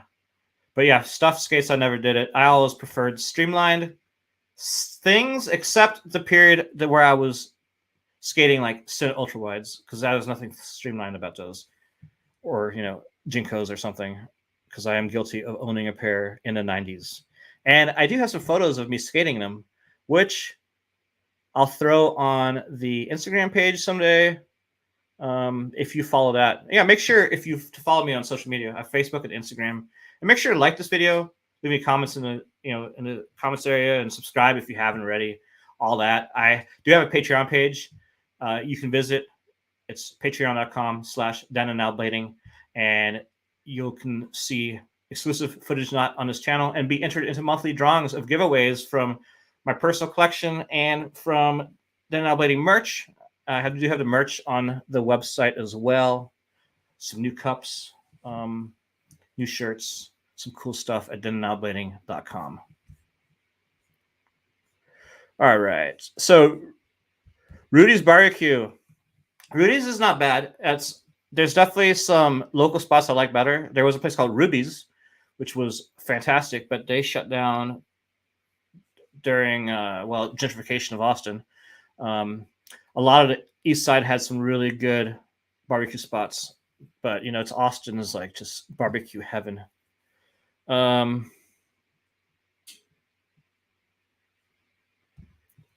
Now that is a great question. I sometimes wonder who has all of Brian's 8mm tapes after his passing. I bet you. Oh, I have no idea, but I assume maybe his parents. I'm sure a bunch of them are sitting at his parents' house anyway in storage. But yeah, maybe you should ask around. Maybe Larry Fagan might know. But that would be cool if somebody documented them. It would take a lot of work. Logging tapes is a lot of work, and it took me months to log all these tapes I have, guys. Like so much work. So yeah. And Danny Twitch, I have tried spicy crawfish avocado roll, because in Texas they had those, because crawfish is a big thing. It's close to Louisiana. Right now is crawfish boil season in Louisiana, Texas. So that's another thing I miss is crawfish boils, because we used to do crawfish boils at skate sessions. Like that Patterson mini ramp footage we watched earlier, we would do crawfish boils there, and that was a lot of fun. And Hong Fong, I just met on this trip. I met him on this trip. Lonnie Gallegos' dad lives in Alhambra. So when Lonnie visited his dad, and during school vacation and stuff, he would skate with Ernie and Hong, because they also lived in Alhambra. So I met Hong and all those guys through Lonnie, because him and I were the ones who went on this trip together to film this video.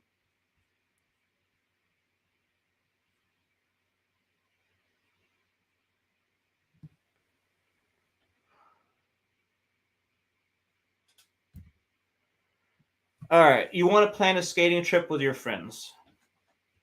So the essentials is figure out your route first. Make sure you connect with skaters from the city you're going to. I mean, that's a beautiful thing about rollerblading. It's like a big family.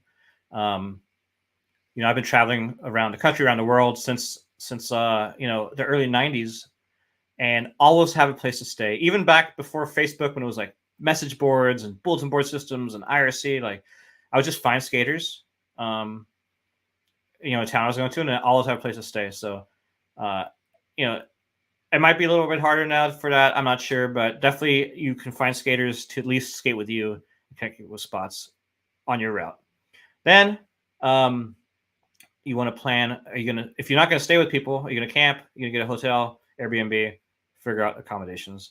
And then as far as things that have you with you, obviously your skate tools, in case you got to change something out, extra wheels, extra socks, a pair of big wheel blades, so you can urban cruise a city, because I always feel like the best way to see a city is either on a bike or on blades, and even more so on blades for me, because I'm always paying attention to what's around me. So I love visiting a new city and exploring it on big wheel blades. And it also helps you find some aggressive spots. And then, a camera to document your skating, if that's your thing, and plenty of water. So it's not the greatest time for a skating trip right now as far as road trip goes, because gas is expensive. If you go someplace like Europe where you can take trains, might be a little bit cheaper. And if you're gonna travel with friends too, make sure it's friends you get along with. If you're gonna be traveling someplace for like 2 weeks or a month, you don't want to have like people you're gonna butt heads with and make it a miserable trip. So make sure people traveling with you on the same page as far as things you want to do, things you want to skate. That's my suggestions for that.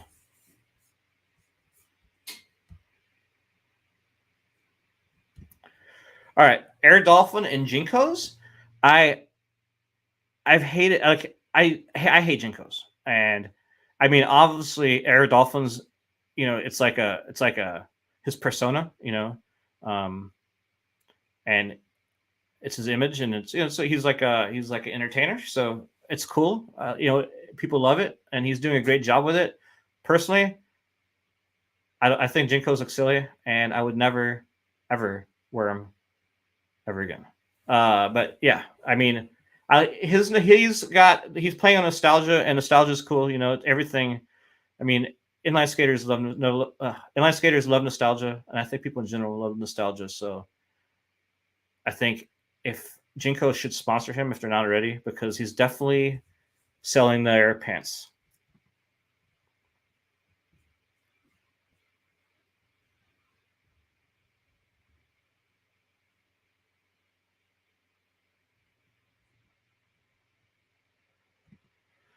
Ever meet the Chicago skaters or film here? Yes, I went to Chicago several times. I went in the early 2000s quite a bit. I filmed with I don't remember who I filmed with. Quite a bit of people. I went around the times of the airborne competitions in Detroit, and then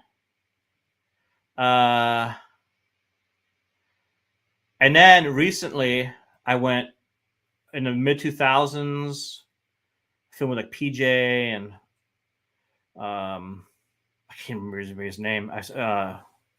Colin Martin and Rory Mellahan.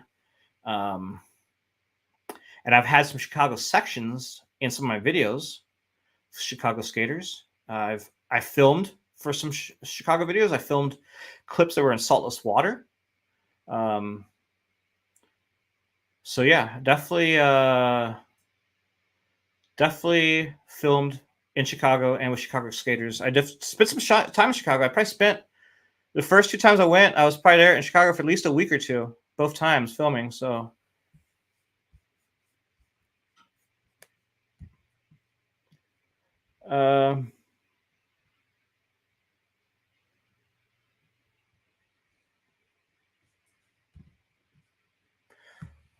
all right, New Orleans. That's great. I recommend if you're going to go to New Orleans or Texas or Florida, try not to go in the dead of summer.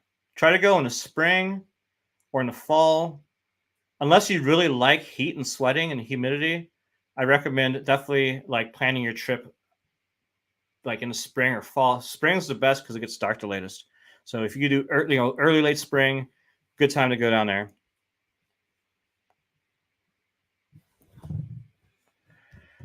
All right. Did I ever film at the X Games? No, I never filmed at the X Games. I did film at some like ASA events and like NIS events. I filmed all of the ASA Europe events and all of the ASA AM Europe events in 1999, which was like AM's like, Dustin Latimer and Kevin Gillen and stuff. So that was pretty cool.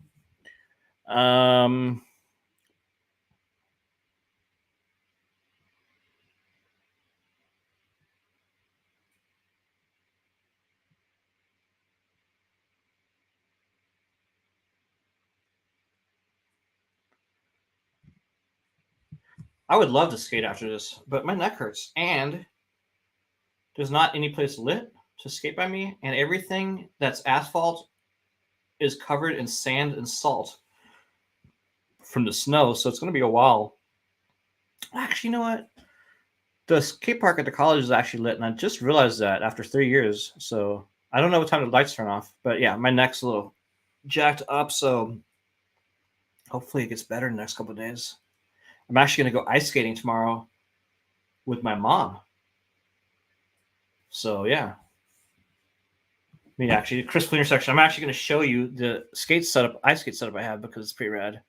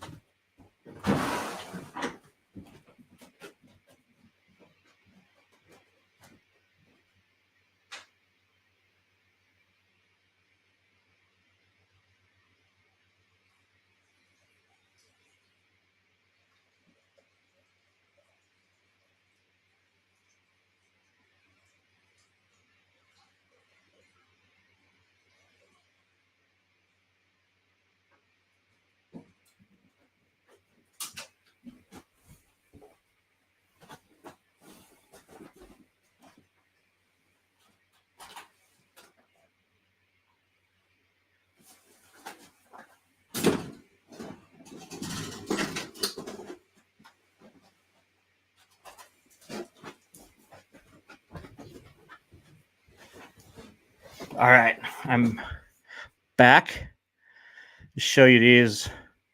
So I've got these. So I'm going ice skating with my mom tomorrow, and I don't really like normal ice skates or hockey skates all that much, and I wanted to skate, some inline skates. So I got different inline ice skating frames. I got some UFS ones. And they were all too short. They only worked if you had skates, maybe like up to 9, and I'm at 10.5. And I tried some for the rec ones, and same issue. So Powerslide they have a Trinity mount, system on their skates. It's at 3 mounting points, and they make ice skate blades in 4 sizes. So for every size skate, they make a blade. So I got some, and I put them on my K's skates, and they are awesome. So got these nice and long Trinity mount ice skate frames. 3-point mounting system. And these are really fun to skate on. So I actually really enjoy ice skating on these. And I haven't done it this winter yet. Actually, my mom ice skates twice a week. She drives an hour away to go do it. So I will film tomorrow. I will film my ice skating session. I will be doing some fast slides on the ice, which I love doing those. All right.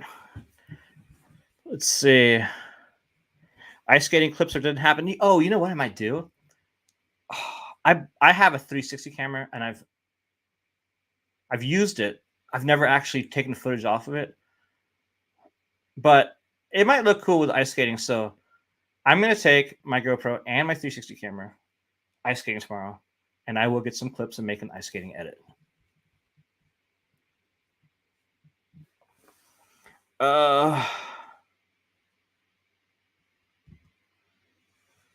I've heard of the Hypervolt, yes, and I've seen it, and I think I need to buy one because it's really painful right now. I've been using I had a lot of back issues, and one thing I found that really helped is lacrosse balls, because they're very hard balls, and you put them inside of a pillowcase, or pillowcase sleeve, and you put them on your back against the wall, and you kind of just roll along the wall with the lacrosse ball, and that really helps. That helped my back so much. So I'm gonna be doing that tonight after I'm done with this show.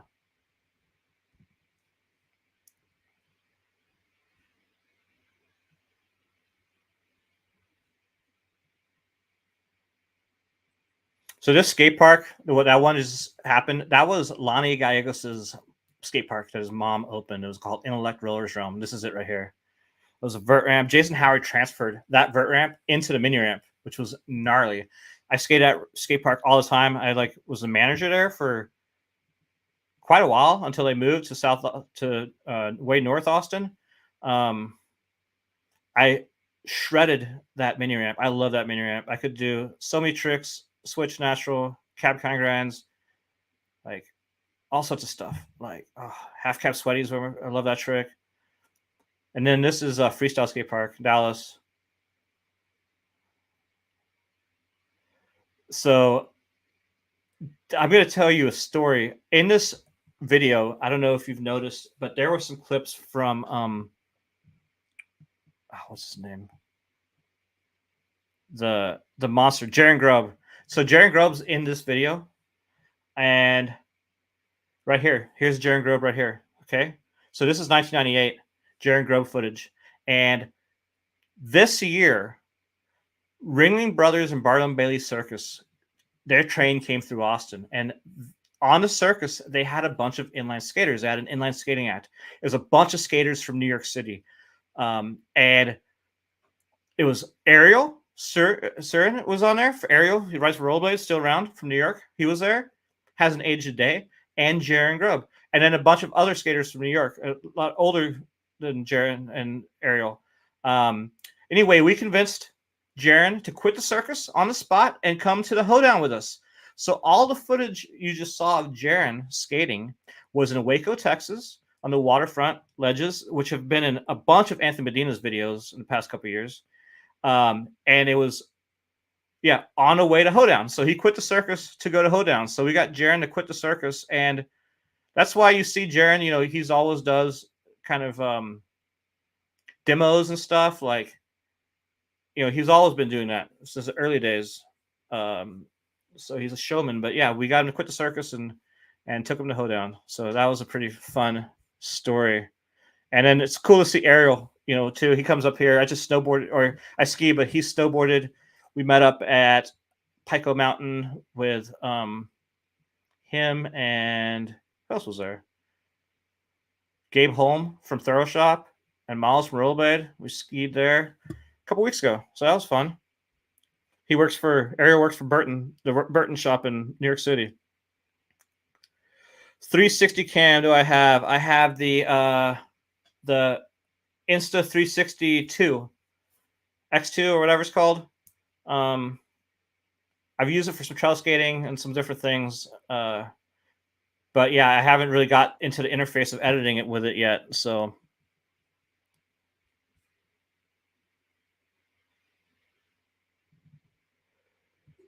all right, super chat, Renee. Thank you for your contribution. Again, Renee and Megan have come through. So merch. Let me make this window a little bit bigger. Oh, that's smaller. So I don't know if you saw this new logo. This is available now as a graphic, as a sticker, as a t-shirt, and as a coffee mug. This was designed by Adam Manoa. This is me with my Canon GL1 and some big blades. So that's what's on there right now. 2 other t-shirt graphics that are new. But I do have plans for making a bunch of new artwork, and I want to start having some of the artists I worked with in the past doing graphics. I have been wanting to start a new brand. I do have a lot of graphics that I made. If you like this design, go to thenandnowblading.com/shop or just thenandnowblading.com. They're available for sale around the world as a t-shirt, coffee mug, or sticker. But yeah, I have a bunch of graphics actually designed for Ground Control and Vicious, and that never came out because the brands ended. So I was thinking about rebranding those graphics and releasing those.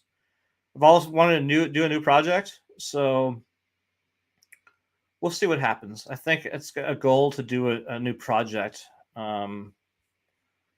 and I will put that $2 super chat towards the new project. Thank you, Renee. I appreciate it.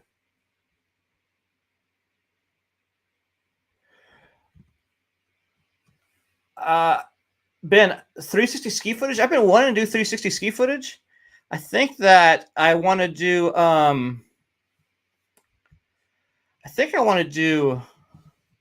me see. I love skiing the trees, so ski footage on 360 would be way better. It's just I don't think the 360X, the 1X2, whatever that I have, is the best 360 camera for the trees. I think either the new it's the 360 camera, the one that Carolina was showing, would be better for skiing in the trees.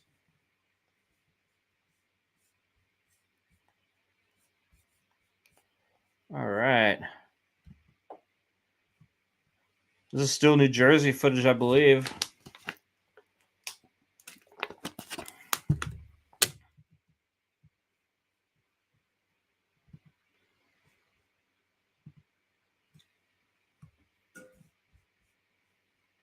I'm gonna do a. I did film a lot skiing with my GoPro 9. What I'm using to film this with, I have a GoPro 9 with a Max Mod lens, the Max lens, and it's pretty cool. I use it for skating and I use it for skiing, and I'm gonna do a best of skiing. I'm kind of bummed no one ever films me because I only ski by myself because I don't know anybody here, but so I just like solo ski in the trees and stuff. But if you're gonna do a edit, I've been putting some skiing up on my other YouTube channel. I don't know if you all know, I have multiple YouTube channels. I have this one, and I have Big Rollerblading YouTube channel, which has some cool edits on it, and I'm gonna start expanding content on that channel in the near future. And I have Vermonting with Jan Welch. Vermonting is my YouTube channel, which is not very big yet, so check it out. It's called Vermonting. It's on YouTube. It's me working on the property here, creating trails, clearing trees, reviewing tools, and then skiing footage and things that we do in Vermont. So that's my other YouTube channel, Vermonting, and I'm going to be focusing on that one a little bit more here now that the snow's melting, and I'm going to be doing more work in the woods, and yeah. So yeah, it's a fun project as well.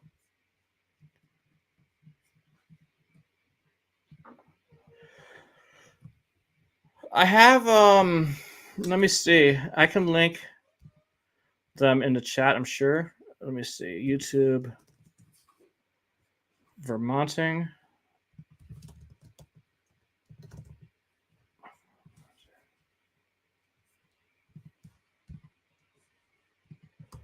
All right, so I have StreamYard. I have, this is Vermonting. That's the link to Vermonting in the chat. And then there's Big Rollerblading, which, well, you know, you can just search it, but I'll look like that. So I've got, okay, so opinion on skaters wearing helmets. This is something that I touch base on with Fritz Peitzner. Like I mentioned earlier, yesterday I put up part 1 of the Fritz Peitzner interview. Part 2 premieres tomorrow at 2 p.m. And we talk about his severe head injury at the powwow. And we talk about helmets and about wearing helmets. And personally, I started wearing a helmet in about 2014 or 2013.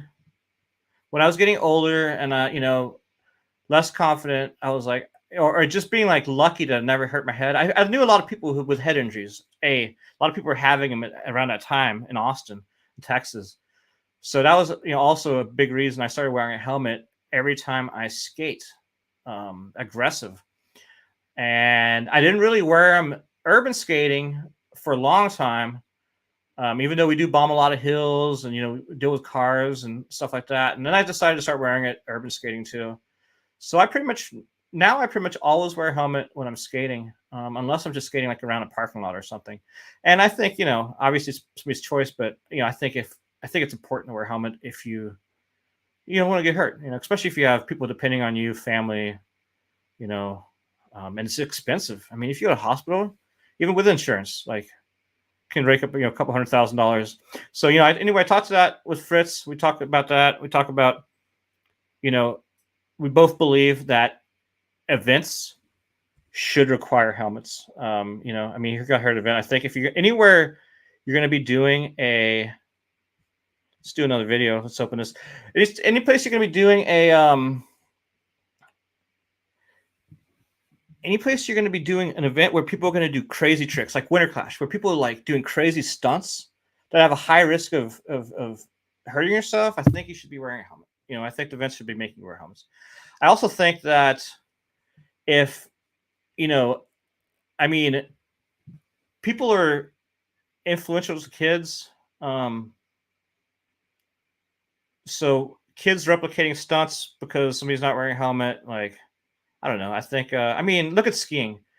Back at, 10, 15 years ago, nobody wore helmets on the ski mountain. Now, 95% of people wear helmets, and I think in skating, like, a lot more people were wearing them. I think it's, it was like a cool factor for a long time. Like, it didn't look cool to wear a helmet. And that was when everybody was young. I think everybody's a little bit older and wiser now. So, you definitely see more helmets. But like I said, it is personal choice. But I personally think that I highly recommend people wearing them. Helmets you recommend? Well, I always wore Protex back in the day, but now I've been wearing what is it? What's the brand? I can't think of the brand of my helmet. It's more like a mountain biking type of helmet it looks like a skate helmet. And then they have, like, some of the modern helmets have MIPS, which is for, like, if you land on your neck, the inside of the helmet allows the outside of the helmet to move so it doesn't break your neck. So that's a cool technology. I have that on my ski helmet. I'm getting a Inui, or however you pronounce it, helmet in the mail to try out.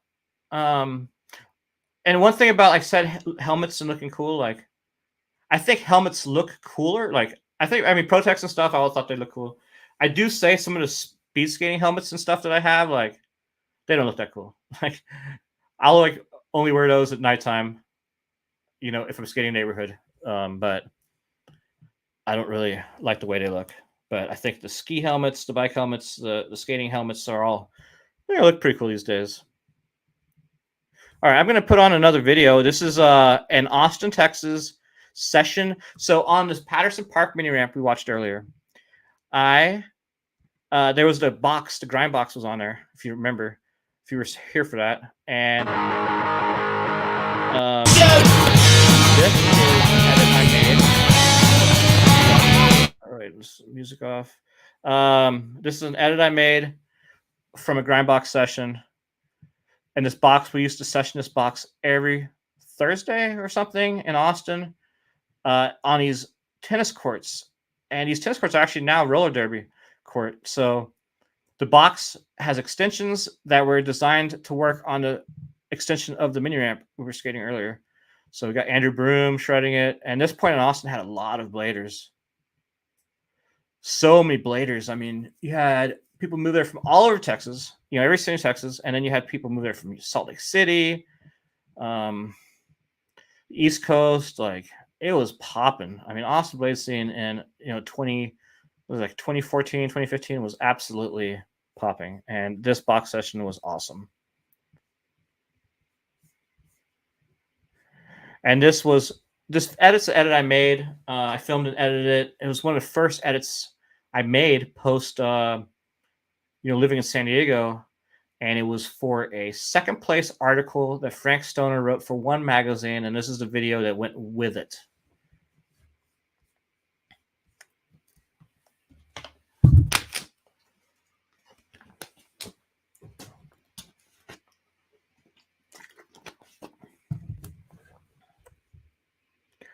All right. Anything else? Are there any good helmets with people with long necks? I have no idea. I'm assuming that it doesn't matter because it's for the head, but I have no idea. That's me gonna have to Google.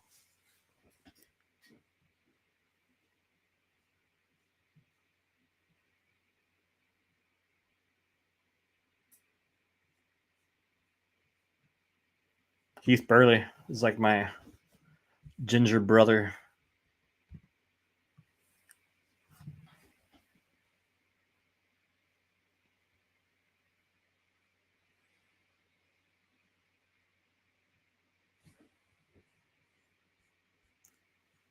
So after this video, probably going to call it for the night. I mentioned earlier, I'll be back live on Thursday night at 7 p.m.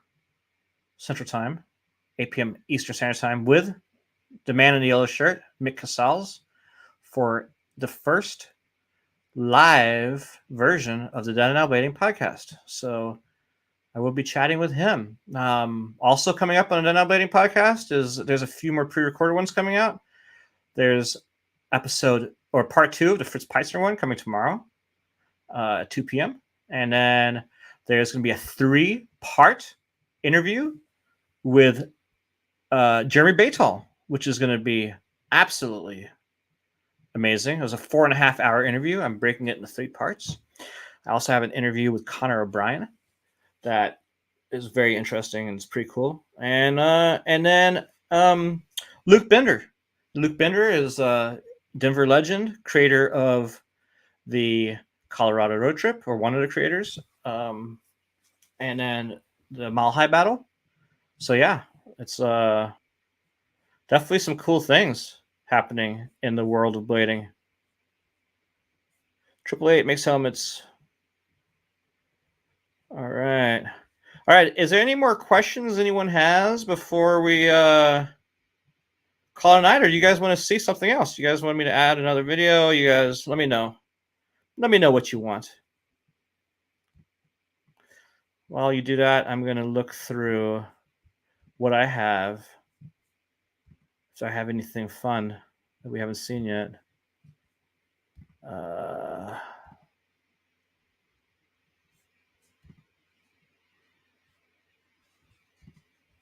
Let's see here.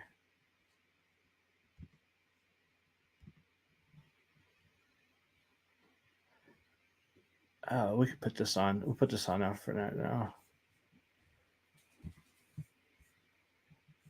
Okay, got to remove a video to add a video. Oops. Remove.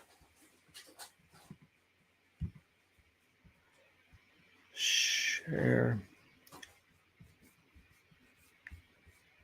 Video. All right. I'm going to put this on for a minute. Kill the audio. This is Last Call, filmed in 1999. This is the video I filmed after Urban Decay, which we watched earlier. And it's when I was in Europe for, let me see, it's 6 months or something like that.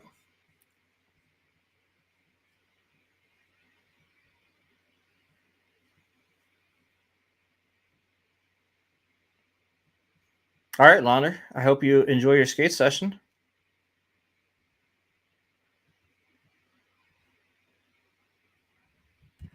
Let's see. Oh, that's me. Who has done the most? Who has done the most to advance aggressive skating to where it is today? Who has done the most to advance it? Well, I'm going to say there's no one person who's done the most to advance it. It's definitely been a collective of people. I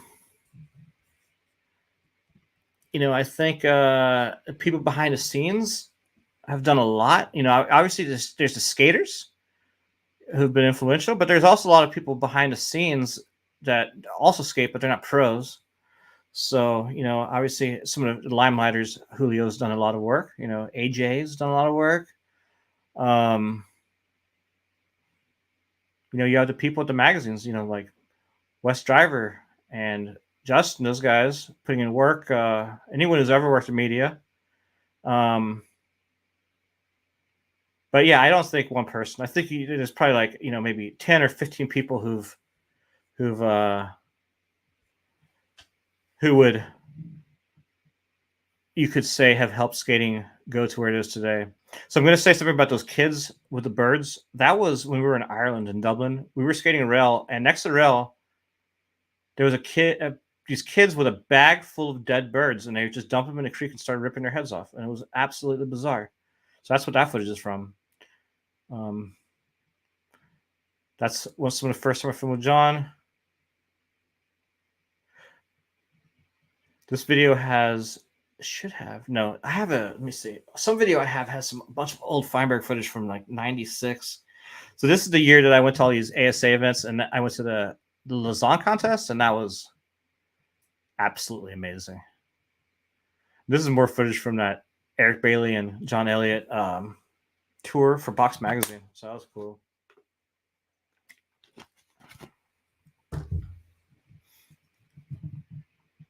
That Ruben Feinberg, Aaron's little brother, he was really good too, but he definitely did not have longevity in the sport. And this is Stoney Doucette. So Stoney was from New Orleans, and we had Frank Stoner from Austin. And Frank Stoner and Stoney went to Woodward together, and they both got, put in the back room at the airport because they didn't believe that their names were actually Stoner and Stoney, which is pretty funny.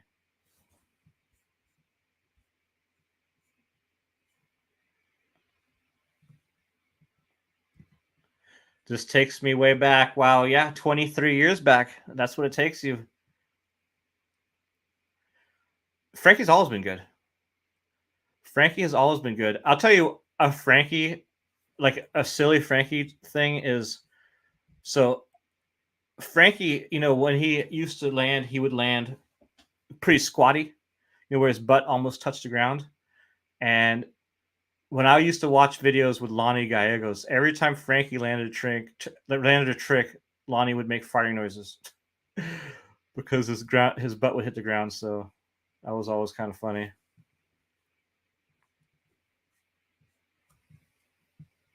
This trip, when you asked earlier about travels and whatever, this trip here, I went to, I don't know, it's like 13 countries and like 40 something cities, and I didn't know anybody before I went. And everyone I met, I think I paid for place 3 nights in like 6 months because I had met everyone on message boards. So I planned this whole trip by meeting people on message boards saying I was going to these countries, and they offered me places to stay.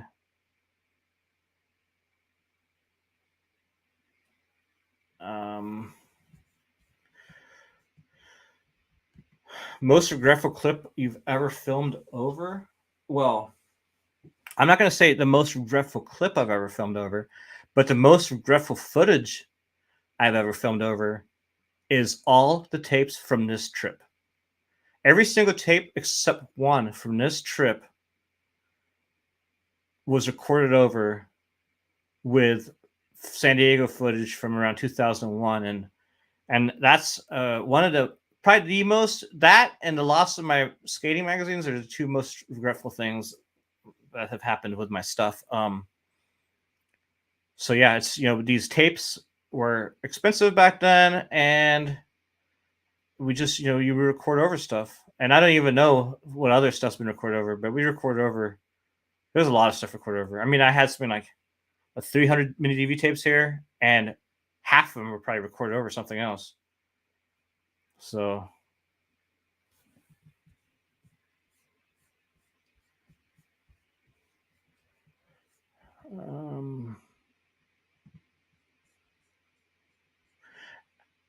accident, not sure what you mean. If I record over them on accident, then no. They record over intentionally, not knowing better. And another thing that sucked is now, hard drives are so big, you can actually store everything. You can archive it all. Back then, you couldn't archive things because hard drives were so expensive. So you just kind of deleted stuff or threw stuff back on tapes. So that's one thing I would do sometimes is I would, make a section. I would save the raw footage, dump them back on a tape. But I didn't do that for everything. So there's some stuff I don't have. Some videos I don't have the raw footage from. Like this is one of them. So yeah. I almost wish that I didn't put titles over the stuff. That way I could kind of remaster clips and re-add audio. Dude, Jason Howard, guys, is such a good skater. I feel like he had a bad rap because some of the clips people use weren't necessarily the most flattering, but there's a new section that we worked on that will be coming out here soon that I think is his most stylish section ever.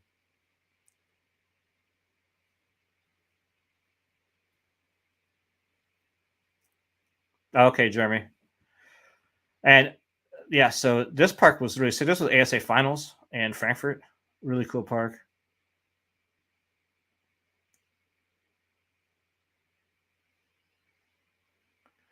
In Shadows? No, this is not Shadows yet.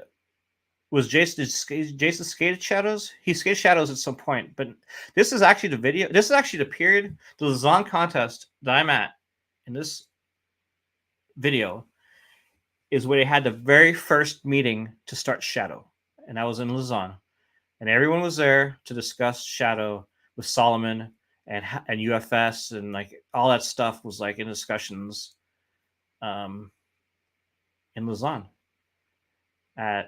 Yeah, it was a pretty significant year. And Lausanne was really cool. It's like a huge skate contest. Recently, Shadows. Yeah, recently he was on Shadows. He skated rollerblades forever, like forever. And then he skated for, he was on Razors. And then post Razors, I know he skated Carbons and Shadows. I'm not sure what he's skating now, though. He might still be on Shadows. Then again, I haven't seen him in 3 years, so he could be skating something completely different.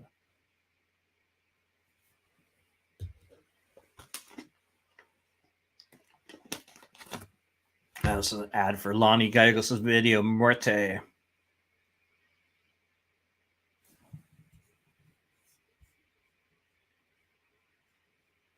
All right, Albert Hui. This is Albert Hui's first ever section.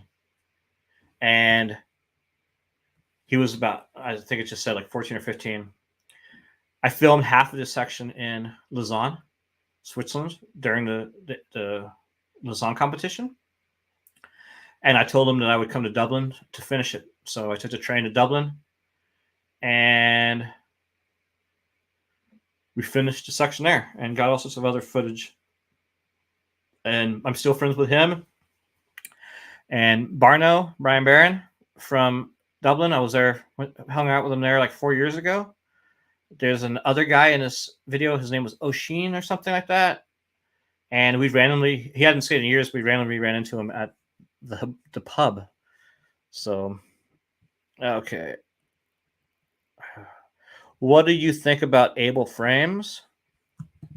I never skated Able frames. I didn't really like the way they looked. I thought they were a little bulky looking. So I don't really have any real opinion on the frames because I never skated them.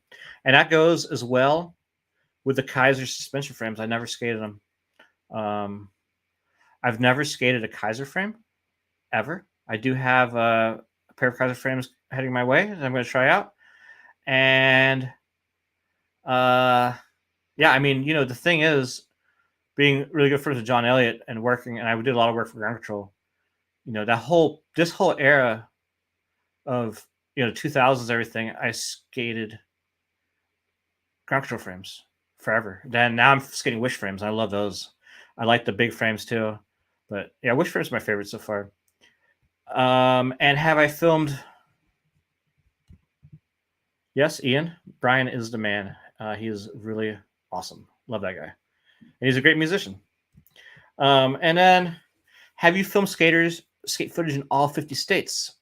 No, I have not filmed in all 50 states, but I have filmed skate footage in probably 40-something states. So, because every place I've been to in the U.S. was for skating, and the only place I haven't been in the U.S. is Alaska, Hawaii, North Dakota, South Dakota, and Delaware, which is Delaware's pretty close to me. So yeah, I've been to 45 states. So I'd say I'd film skaters in 45 states. And then definitely all over Europe and then Japan. So that was the one thing I think the thing I was luckiest about in blading was able to travel so much to film, which was really cool. There was, I'd say in the early to mid 2000s, I was traveling 6 months out of the year all over the place. And that was really cool. That was a really cool time. What's the most misunderstood aspect of rollerblading filmmaking? Well, I think the idea that people think filmmakers make money because they don't. You know, I never really made money off any of the videos. The only video I ever made money off was United Front 2 because we distributed ourselves. Some of these videos, like Last Call, Last Call was distributed by Video Action Sports. It sold a lot of copies in Europe. They said I sold 5 copies, and they just ripped me off, and I didn't really make any monies off these videos. United Front 1, I never got paid for. So yeah, it's the idea that you make money off skating videos. That's definitely a misunderstood aspect. And also that it's easy. It's filming skating is not that. I mean, it's fun, but it can be very cumbersome because you're out there for 2 hours trying to get one trick in the heat, you know, and driving and everything, or you drive really far and you don't get anything, and you know, it's expensive and gas and traveling, and so, you know, it's just one of the things. It's like you do it to promote people, and you don't really you don't do it to make money off of it.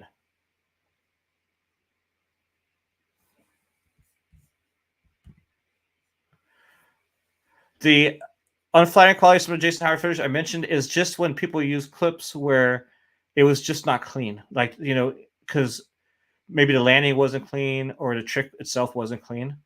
And that's kind of like a thing, you know, and I was guilty of doing that sometimes with some people, but, you know, it came to a point later on where we try to use the most perfect clips possible to make the section that much better. So maybe a shorter section with just perfect clips instead of having like a mixed section of like clips that you might have B-roll. And I feel like some B-roll stuff got overly used for Jason in some of his sections before.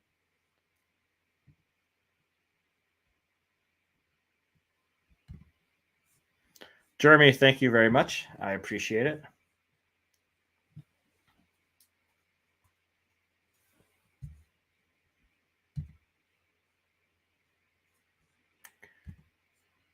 The Dairy frames look dope for flat. They do look really cool. And the guy who makes them is an awesome dude. And I'd like to get a pair. So I'm going to have that. That's going to be on my wish list. So I don't know if you just saw my hand right there.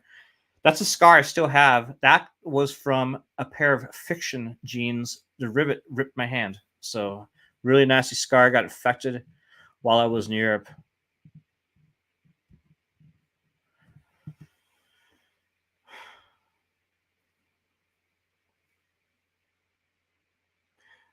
And yeah, especially now, I think, you know, back then it was more, well, when you first started, it was kind of like a hobby filming, you know, and then you start making money. But like I said in another video, I never had made enough money to even buy a camera. So I never had my own camera. From 2000 until 2010, I borrowed Brian Shima's GL1 for every video I ever made. You know, or I used the XL1 from Razors or XL1 from Daily Bread. And now photographers, you look at Mike Torres and all, you know, all these filmers now, they have such great equipment, you know, great cameras and jibs, and they do great quality videos. So your Butter TV, absolutely phenomenal. I think the videographers today are so good, and they got to have such nice. You know, back then it was really hard to make videos with crappy cameras and crappy software, you know, and weird codecs. So definitely, you know, with editing and everything now, so much easier.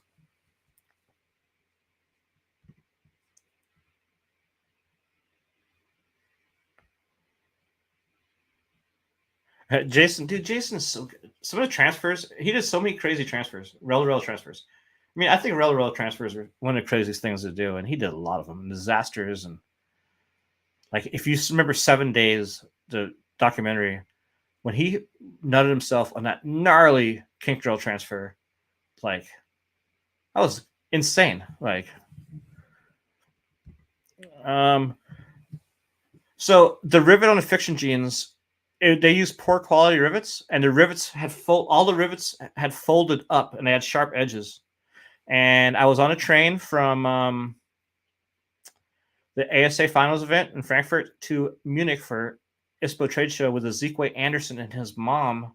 And I was sleeping, and I woke up to pain. And while I was sleeping, my hand had moved and caught that rivet that was peeled up, and just peeled all the skin off, like super deep, and scarred over like that. So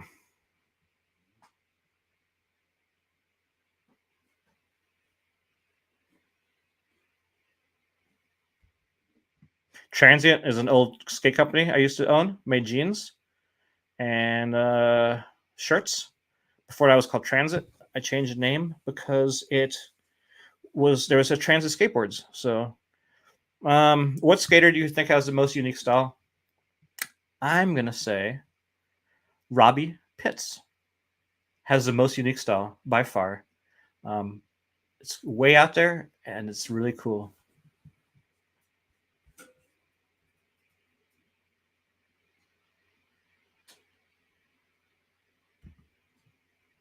Yeah, Jason. So you guys are going to be stoked on this new Jason section when I finally put it out. It's got a lot of killer skating, and it's like, I think it's probably his best skating and most like stylish skating and his fastest skating ever. So yeah, it's going to be a good one.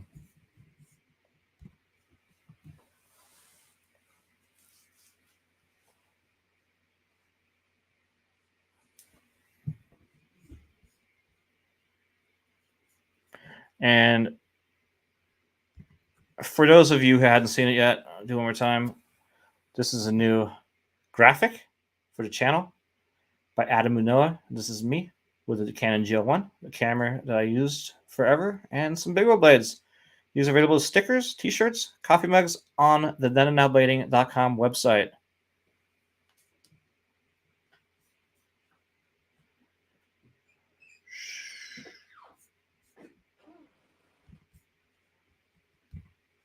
Okay, Ben, who do you have lined up for the podcast aside from Mick? So Mick is the first podcast that's going to be live. I do have some pre-recorded podcasts I'm still editing together that are going to be coming out too, which is Jeremy Baytall in 3 parts, Luke Bender, and Connor O'Brien. So those are the 3 pre-recorded ones that will be coming out. As far as live, the next live after Mick Casals would be Connor O'Brien. Sorry, not Connor O'Brien. Gonzo will be the one after Mick. And other than that, I have a list of people. None of them. Nothing's verified yet, so I'm not going to say who else. But those 5 that I mentioned will be the next 5 you will check out. And episode 2 of the Fritz Peitzner one comes out tomorrow. Like I mentioned earlier, episode 1 came out yesterday. Tomorrow's episode talks about his severe head injury at the powwow and his recovery from that, as well as the skate shop carriers. So make sure and check that out. And if you like this channel and you want to support it, you can do a super sticker. You can do a super chat. You can become a Patreon supporter on the Patreon page, link in the description below. And yeah. Would you be open to coming onto the channel to jam for an hour? Sure, Ben. We can do that. Just let me know when works for you. It's got to be on a day my girlfriend's not at home for school because our internet sucks to have 2 people using it for video stuff. But yeah, just go ahead and message me on Facebook and we can figure out a day and time to chat for an hour or so.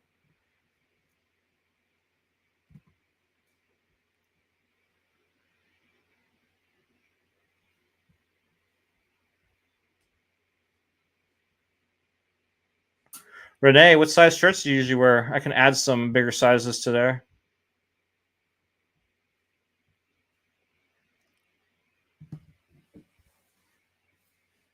I think I have up to, 2XL right now? But I can add up to 5XL. Depending what size you wear.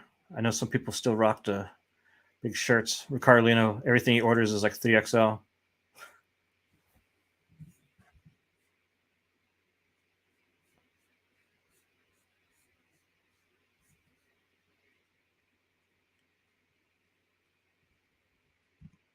go back to yeah. I mean, Farmer's got a good unique style too. Farmer's just so goddamn good. Oh, such a good skater.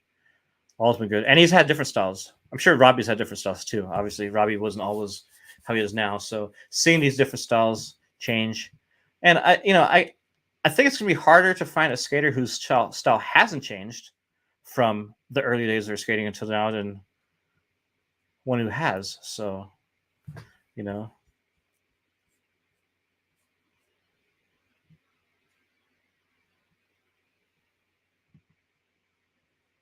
Max Fervor, where was I using Shima's camera while shooting still this video? I was using a couple cameras for still this video. I was using Shima's camera. I was using Razor's XL1. I was using the Kelso's GL1. And we borrowed another, I think, Chris Majet's GL1. And one of those, I think Majet's GL1, when we did the Razors tour up to Northern California, we stopped in Pismo Beach and we went to the skate park in Pismo Beach. And there's a clip in the video, in Still's video, where Stockwell does like an abstract 540 over a volcano island thing, and he kicks the lens, he kicks the camera, and in that lens, he kicked the camera, and the lens and the front of the GL1 flew off, and it flew in the air, and like everything was slow motion. Like everybody there was like, "That's Merrick from Heathen Skate." I misspelled his name, but this whole skate park went silent, and everybody just saw that lens flying in slow motion across the park, and it landed into transition, and it just like pumped the skate park, the fisheye, that Century Optics fisheye. We had to duct tape it on for the rest of the trip. So, but yeah, I think that was Majet's camera. Danny, yeah, feel free to add me on Facebook. I'm running out of friends on there, or space for friends, so make sure and do it sooner than later. Renee, 3XL. I will add 3XL shirts for all the sizes tonight. Just so if you decide you do want a shirt in the future, you can order one.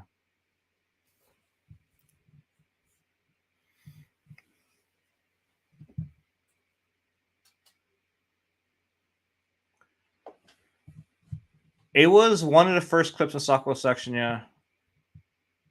And I really liked that video. Still's video, I thought, I liked the footage, and I liked the soundtrack, and I liked the fact that it was the AM video, and all the skaters were so goddamn good. Like everybody on there was so good.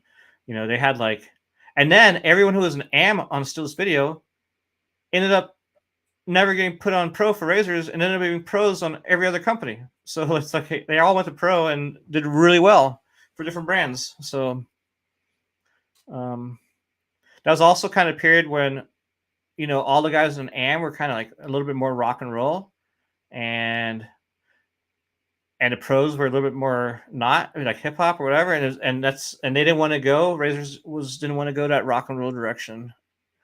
That's one reason that those guys kind of all, disappeared.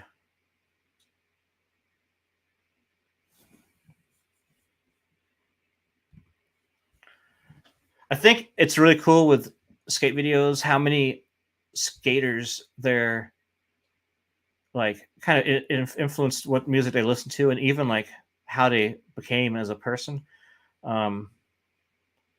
which is pretty rad. I think it's funny that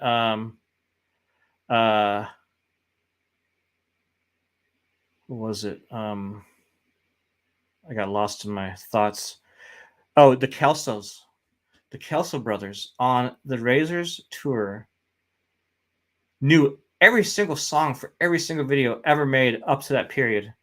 And I thought that was fascinating. I mean, they could name every song in order to every video. I could never remember that. I mean, I'm pretty good at memorizing things, but to remember every single song in every video, especially across genres, is like, I liked different genres, but definitely not every song in a skate video.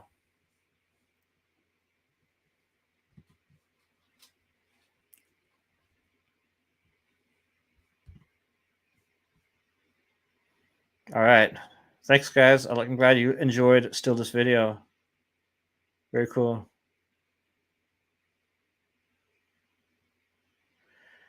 Yeah, I think too the music helped. You know, if you really like music, some of the songs help you find other, some bands in those genres and stuff, and it definitely helps introduce people to music. I think even now it's even easier to find out about music with it, searching stuff on the internet. But even back in like this period, it was a little bit more difficult to find new music. You got to dig a lot more as a filmmaker. And I'll tell you one thing I would do. Like, I've always been a big fan of like kind of 70s punk, power pop, like early 80s pop, punk, and then like new wave and psychedelic garage and stuff. And I would find these websites where they would digitize 7-inch records that were really rare, only had a few hundred, and they would put every single 7-inch as an MP3 on their website.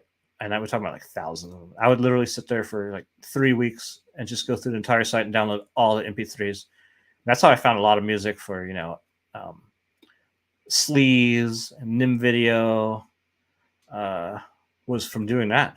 So I have like a huge, archive. I used to DJ a lot in San Diego with that type of music. So yeah, it was a lot of fun.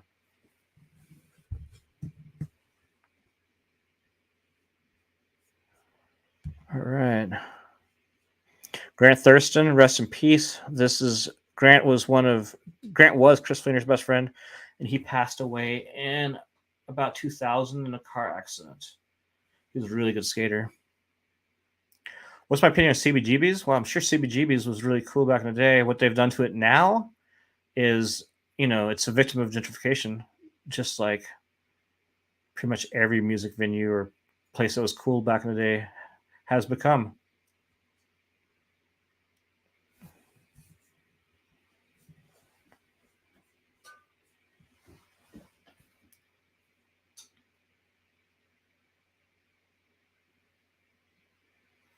This ledge, this spot was really cool. Haffey and Rob G totally destroyed it.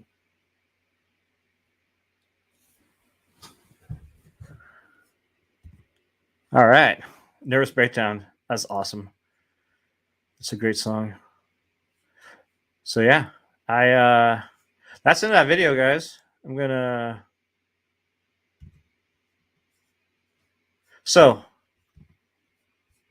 call it for last call for questions. If you have any questions for the last couple minutes of this, I will answer them. Otherwise, we can. Oh, Brian Barron, we've been talking about you all night, dude. Welcome to the channel. I talked about the trip to Dublin when the first time I met you and Albert after Lausanne, and we talked about when I was there with Jared McBay a few years ago, and we had some people agree that you are the man. So welcome to the live chat, Brian. I hope all is well. Everybody should check out Brian Barron on Instagram. He's got some really cool music, and he is a legendary OG Irish inline skater.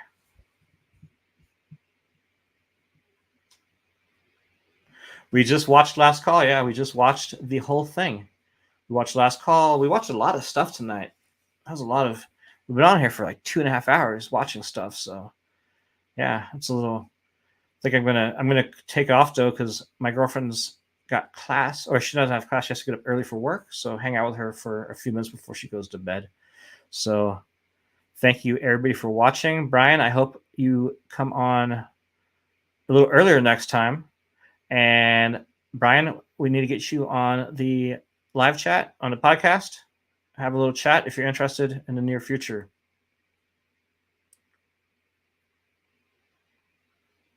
Ronnie, thank you. I will hit the Montgomery Monsters up and see if they have some space. And that sounds awesome. Or maybe you can hit me up on Facebook or Instagram and fill me in on the details.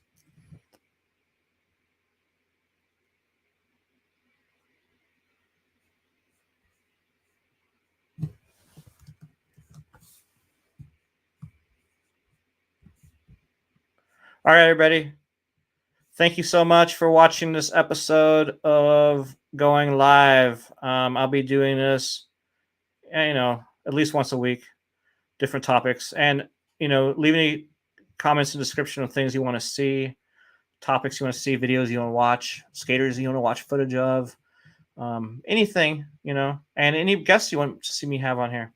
So everybody take care. Have a great night. I will see you all soon. Don't forget to subscribe to this channel if you haven't already, and follow me on social media and all that good stuff. All right. Good night.